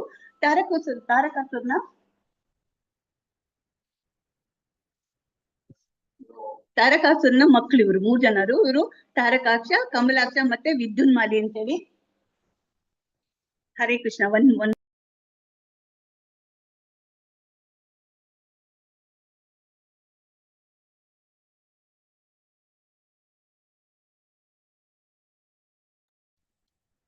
ಈ ತಾರಕಾಸುರನ ಮಕ್ಕಳು ಇವರು 3 ಜನ, ತಾರಕಾಕ್ಷ, ಕಮಲಾಕ್ಷ ಮತ್ತೆ ವಿದ್ಯುನ್ಮಾಲಿ ಅಂತ 3 ಜನ ಮಕ್ಕಳು. ಈ ತಾರಕಾಸುರ ಇದಾನಲ್ಲ ಇವನು ಇವನು ಕಾರ್ತಿಕೇಯನಿಂದ ಅವನು ಹತ ಆಗ್ತಾನೆ. ಅವ್ನ ನಾಶ ಆದ್ಮೇಲೆ ಏನಾಗುತ್ತೆ, ಈ 3 ಜನಕ್ಕೆ ಏನಾಗುತ್ತೆ, ಇವ್ ನಮ್ಮಪ್ಪ ಇದಾಗ್ಬಿಟ್ರಲ್ಲ ಅಂತ ಹೇಳ್ಬಿಟ್ಟು ಏನಾರ ವರವನ್ನ ಪಡ್ಕೋಬೇಕು, ನಾವು ಸಾಯ್ದೇ ತರ ಒಂದು ಜೀವನ ಯಾವಾಗ್ಲೂ ಸದಾ ಇದ್ರಲ್ಲಿ ಇರ್ಬೇಕು ಅಂತ ಹೇಳ್ಬಿಟ್ಟು ಏನ್ ಮಾಡ್ತಾರೆ, ಆ ವರವನ್ನ ಪಡ್ಕೋಬೇಕು ಅಂತ ಹೇಳ್ಬಿಟ್ಟು ಅವರು ಏನ್ ಮಾಡ್ತಾರೆ, ಈ ಬ್ರಹ್ಮನ್ನ ಏನ್ ಮಾಡ್ತಾರೆ, ತಪಸ್ ಮಾಡ್ತಾರೆ. ಬ್ರಹ್ಮನ ತಪಸ್ ಮಾಡಿದಾಗ ಬ್ರಹ್ಮ ಅವ್ರು ಒಂದು ಇದಕ್ಕೆ ಮೆಚ್ಬಿಟ್ಟು ನಿಮ್ಗೆ ಏನ್ ಬೇಕು ಅಂತ ಕೇಳಿದಾಗ ಅವ್ರು ಹೇಳ್ತಾರೆ, ಇಲ್ಲ ನಾವು ನಮ್ಗೆ ಯಾವಾಗ್ಲೂ ಅಂದ್ರೆ ಜೀವಂತವಾಗಿರ್ಬೇಕು ಯಾವಾಗ್ಲೂ ನಮ್ಗೆ ಅಂತ ಹೇಳ್ತಾರೆ. ಅವಾಗ ಹೇಳ್ತಾರೆ, ಇಲ್ಲ ನಾನೇನೆ ಸದಾ ಯಾವಾಗ್ಲೂ ನಾನು ಇದಿರಕ್ಕಾಗಲ್ಲ, ನನ್ಗೆ ಸಾವಿದ್ದೇ ಇದೆ, ಸೊ ಆ ವರವನ್ನ ನಾನು ಕೊಡಕ್ಕಾಗಲ್ಲ ಅಂತ ಹೇಳಿದಾಗ ಬೇರೆ ಏನಾರ ಕೇಳಿ ಅಂತ ಹೇಳ್ತಾನೆ. ಅವಾಗ ಏನ್ ಹೇಳ್ತಾರೆ ಅವರು, ನಮ್ಗೆ 3 ಜನ ಇದಲ್ಲ, 3 ಜನಕ್ಕೂ ನಮ್ಗೆ 3 ಕೋಟೆಗಳು ಅಥವಾ ಒಂದು ನಗರ ಅಂತ ಹೇಳ್ಬೋದು.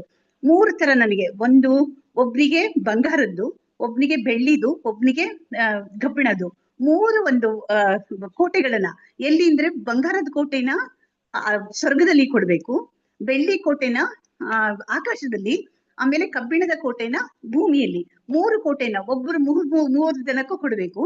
ಆಮೇಲೆ ಈಗ ಏನ್ ಹೇಳ್ತಾರೆ, ಈ 3 ಜನ ನಾವ್ ಇಲ್ಲಿರ್ತೀವಿ, 1000 ವರ್ಷಕ್ಕೆ ಒಮ್ಮೆ ಈ 3 ಕೋಟೆಗಳು ಅಥವಾ ಈ ಕೋಟೆ ಅಂತ ಹೇಳ್ತಿದಾರಲ್ಲ, ಒಂದು ನಗರ ತರನೇ ಇರುತ್ತೆ, ಅದೊಂಥರ ಒಂದು ನಗರನೇ, ಇದು ಒಂದು ಊರ್ ತರಾನೇ ಇರುತ್ತೆ. ಈ 1000 ವರ್ಷ ಆದಾಗ 3 ಕೋಟಿ ಅಂದ್ರೆ ಇದು ನೋಡಿ, ಈ ವಿಷಯ ಇದೆಲ್ಲ ಹಲವಾರು ಒಂದು ಗ್ರಂಥಗಳಲ್ಲಿ ಹಲವಾರು ತರ ಹೇಳಿದ್ದಾರೆ. ನಾನೊಂದ್ ತರ ಹೇಳ್ತಾ ಇದ್ದೀನಿ, ಬೇರೆ ಬೇರೆ ತರಾನು ಇದೆ, ಬಟ್ ಈ ತರಾನು ಒಂದು ಕತೆ ಇದೆ, ಅದನ್ನ ಹೇಳ್ತಾ ಇದ್ದೀನಿ ನಾನು. ಆಮೇಲೆ ಏನ್ ಹೇಳ್ತಾರೆ, ಈ 1000 ವರ್ಷಕ್ಕೊಮ್ಮೆ ಈ 3 ಅರಮನೆಗಳಿದೆಲ್ಲ ಅದು ಜಾಯಿನ್ ಆಗತ್ತೆ, ಅಲೈನ್ಮೆಂಟ್ ಒಂದೇ ಕಡೆ ಬರುತ್ತೆ. ಒಂದೇ ಕಡೆಗೆ ಬಂದಾಗ ಅದನ್ನ ಒಂದೇ ಬಾಣದಿಂದ ನಾಶ ಮಾಡ್ಬೇಕು. ಒಂದೇ ಬಾಣದಿಂದ 3 ನಗರವನ್ನ ನಾಶ ಮಾಡಿದಾಗ ಅಂದ್ರೆ 3 ಜನನು ಅವಾಗ ನಾಶ ಆಗ್ತೀವಿ, ನಾವು ಹೊರ್ಟೋಗ್ತೀವಿ. ಅಲ್ಲಿವರೆಗೂ ನಮ್ಗೆ ಸಾವನ್ನೋದಿಲ್ಲ, ನಾವು ಯಾವಾಗ್ಲೂ ಅಮರರು ಅಂತ ಹೇಳ್ಬಿಟ್ಟು ಅಮರರಾಗಿರ್ತೀವಿ ಅಂತ ಹೇಳ್ತಾರೆ. ಸರಿ ಆಗ್ಲಿ ಅಂತ ಹೇಳಿ ಬ್ರಹ್ಮ ವರ ಕೊಟ್ಬಿಡ್ತಾನೆ, ಆಗ್ಲಿ ನಿಮ್ಗೆ ಆತರ ಒಂದು ಹೂವನ್ನ ಕೊಟ್ಬಿಡ್ತೇನೆ. ಆಮೇಲೆ ಅವರು 3 ಜನನು ಇದಾರಲ್ಲ, ತುಂಬಾ ಧಾರ್ಮಿಕರು. ಅವರು ಒಂದು ಪೂಜೆ ಪುನಸ್ಕಾರ, ಶಿವನ್ ತುಂಬಾ ಅಷ್ಟು ಪೂಜೆ ಮಾಡ್ತಿರ್ತಾರೆ. ಸೊ ಅವರು ತುಂಬಾ ಧಾರ್ಮಿಕವಾಗಿರ್ತಾರೆ. ಇದನ್ನ ನೋಡ್ಬಿಟ್ಟು ದೇವತೆಗಳಿಗೆ ಅನ್ಸ್ಬಿಡುತ್ತೆ, ಇಷ್ಟೊಂದು ಇವ್ರು ಪವರ್ಫುಲ್ ಆಗಿ ಹೋಗ್ಬಿಟ್ರಲ್ಲ ಅಂತ ಹೇಳ್ಬಿಟ್ಟು ಏನ್ ಮಾಡ್ತಾರೆ, ಅವ್ರಿಗೆ ಒಂಥರ ತಡ್ಕೊಳಕ್ ಆಗಲ್ಲ, ಇವರೆಲ್ಲ ನಮ್ಮನ್ನ ಇದ್ ಮಾಡ್ಬಿಡ್ತಾರೆ ಅಂತ ಹೇಳ್ಬಿಟ್ಟು ಏನ್ ಮಾಡ್ತಾರೆ, ಬ್ರಹ್ಮನ ಹತ್ರ ಹೋಗಿ ಕೇಳ್ತಾರೆ, ಬ್ರಹ್ಮದೇವ ಈ ತರ ಹೋಗ್ಬಿಟ್ಟಿದೆ, ತ್ರಿಪುರಾಸುರ ತುಂಬಾ ಇದಾಗ್ಬಿಟ್ಟಿದ್ದಾನೆ, ನಮ್ಮನ್ನ ಮೀರಿಸ್ತಾ ಇದ್ದಾನೆ ಅಂತ ಹೇಳ್ತಾರೆ. ಅವಾಗ ಬ್ರಹ್ಮ ಹೇಳ್ತಾನೆ, ನೋಡು ನಾನೇ ಅವ್ರ ತಪಸ್ಸಿಗೆ ವರ ಕೊಟ್ಟಿರೋನು, ಸೊ ನಾನೇನು ಮಾಡಕ್ಕಾಗಲ್ಲ, ನೀವೇನ್ ಮಾಡಿ ಅಂದ್ರೆ ಶಿವನ ಹತ್ರ ಹೋಗಿ ಅಂತ ಹೇಳ್ತಾರೆ. ಶಿವನ ಹತ್ರ ಹೋಗ್ತಾರೆ. ಅದು ಶಿವನ ಹತ್ರ ಹೋದಾಗ ಶಿವ ಹೇಳ್ತಾನೆ, ವಿಷ್ಣು ಹತ್ರ ಹೋಗ್ತಾರೆ. ವಿಷ್ಣು ಹೋದಾಗ ವಿಷ್ಣು ಏನ್ ಮಾಡ್ತಾನೆ, ಇದೆಲ್ಲ ಅಂದ್ರೆ ಫಸ್ಟ್ ಶಿವನ ಹತ್ರ ಹೋದಾಗ ಶಿವ ಹೇಳ್ತಾನೆ, ಇಲ್ಲ ಇವರು ತುಂಬಾ ಧಾರ್ಮಿಕವಾಗಿದ್ದಾರೆ, ಯಾಕೆಂದ್ರೆ ಇವ್ರಿಗೆ ನಾವು ನಾಶ ಮಾಡಕ್ ನನ್ ಕೈಲಿ ಆಗಲ್ಲ, ಯಾಕೆಂದ್ರೆ ಇವರು ಪೂಜೆ ಅದ್ರಲ್ಲೂ ನನ್ನನ್ನು ಪೂಜೆ ಮಾಡ್ತಾ ಇದ್ದಾರೆ, ಶಿವಲಿಂಗನ ಪೂಜೆ ಮಾಡ್ತಾ ಇದ್ದಾರೆ, ಸೊ ಇವ್ರು ನಾನ್ ನಾಶ ಮಾಡಕ್ ಆಗಲ್ಲ. ಅದಕ್ಕೋಸ್ಕರ ಇವರು ಆ ಒಂದು ಧಾರ್ಮಿಕ ದಾರಿಯಿಂದ ಹೊರಗಡೆ ಬಂದ್ರೆ ಅವ್ರು ನಾವೇನಾರ ಮಾಡಕ್ ಸಾಧ್ಯ, ಅಷ್ಟೇ ಹೊರತಾಗಿ ಅವರು ಧಾರ್ಮಿಕ ದಾರಿಯಿಂದ ಇದ್ದಂದ್ರೆ ನಾವ್ ಏನು ಮಾಡಕ್ ಆಗಲ್ಲ, ಯಾಕಂದ್ರೆ ಅವ್ರು ಒಳ್ಳೆ ದಾರಿಲಿದ್ದಾರೆ, ಇದೆಲ್ಲ ಅವ್ರನ್ನ ನಾಶ ಮಾಡೋ ಕಾರಣವೇ ಇಲ್ಲ ಅಂತ ಹೇಳಿ ಅವನು ಅದನ್ನ ತೆಗೆದು ಹಾಕ್ಬಿಡ್ತಾನೆ.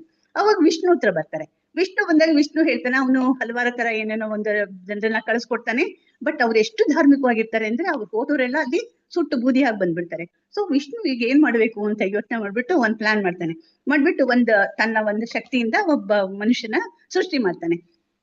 ಅದೇ ಹೇಗಿರ್ತಾನೆ, ಅದೊಂದು ವಿಕಾರವಾಗಿರ್ತಾನೆ, ತಲೆ ಎಲ್ಲ ಬೋಳ್ವಾಗಿರುತ್ತೆ, ಮತ್ತೆ ಹರಕು ಬಟ್ಟೆ ಎಲ್ಲ ಹಾಕೊಂಡಿರ್ತಾನೆ. ಅವ್ನು ಹುಟ್ಟಿದ ತಕ್ಷಣ ಅವ್ನು ಕೇಳ್ತಾನೆ, ನಾನ್ ಯಾರು ಪರಮಾತ್ಮ, ನಾನ್ ಯಾತಕ್ ಬಂದೆ ಅಂತ ಕೇಳ್ತಾನೆ. ಅವಾಗ ಹೇಳ್ತಾನೆ, ನಿನ್ನ ಹೆಸರು ಅರಿಹತ್ ಅಂತ, ನೀನ್ ಏನ್ ಮಾಡ್ಬೇಕು ಅಂತ ಹೇಳಿದ್ರೆ ನಿನ್ಗೆ ನಾನೊಂದು ಧರ್ಮ ಹೇಳ್ಕೊಡ್ತೀನಿ.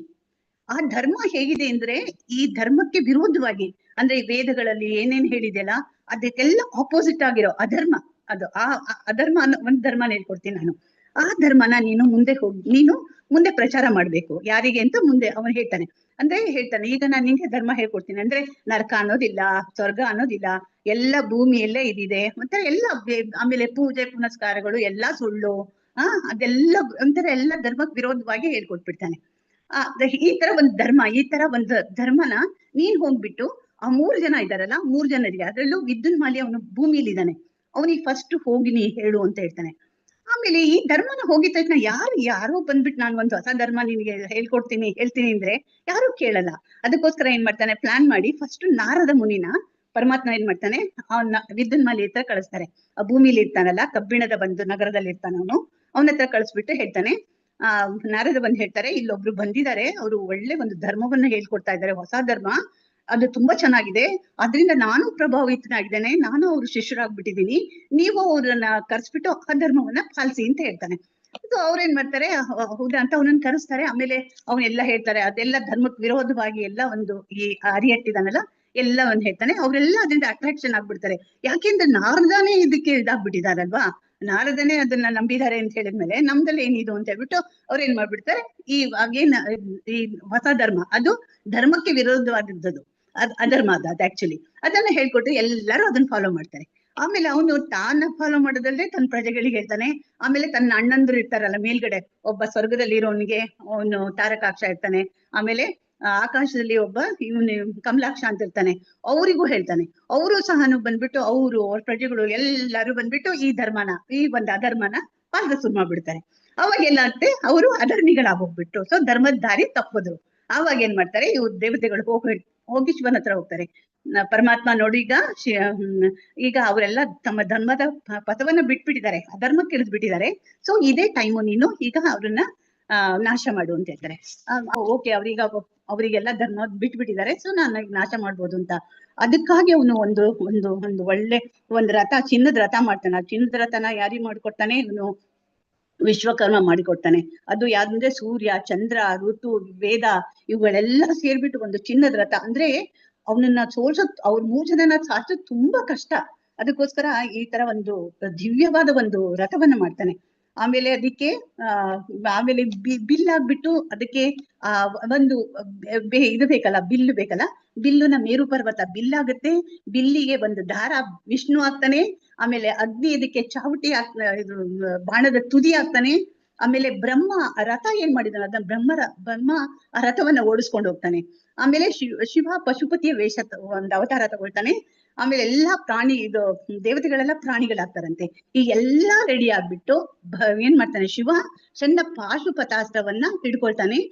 ಇವಾಗ ಯಾವಾಗ ಅವನ ನಾಶ ಮಾಡ್ಬೇಕು, ಅದನ್ನ 3 ಗಳಿಗೆ ಬರುತ್ತೆ. ಅದು 1,000 ವರ್ಷ ಆದಾಗ ಆ 3 ಅರಮನೆಗಳು, ಆ 3 ಕೋಟೆಗಳು ಒಂದಕ್ಕೊಂದು ಸಮಾವೇಶ ಅಥವಾ ಒಂದೇ ಒಂದು ಲೈನ್ ಅಲ್ಲಿ ಬರುತ್ತಂತೆ. ಅಲೈನ್ಮೆಂಟ್ ಒಂದೇ ಒಂದು ರೇಖೆಯಲ್ಲಿ ಬಂದಾಗ ಅಥವಾ ಒಂದು ಜೋಡಣೆ ಆದಾಗ ನಾಶ ಮಾಡ್ಬೇಕು ಅನ್ನೋ ವರ ತಗೊಂಡಿರ್ತಾನೆ.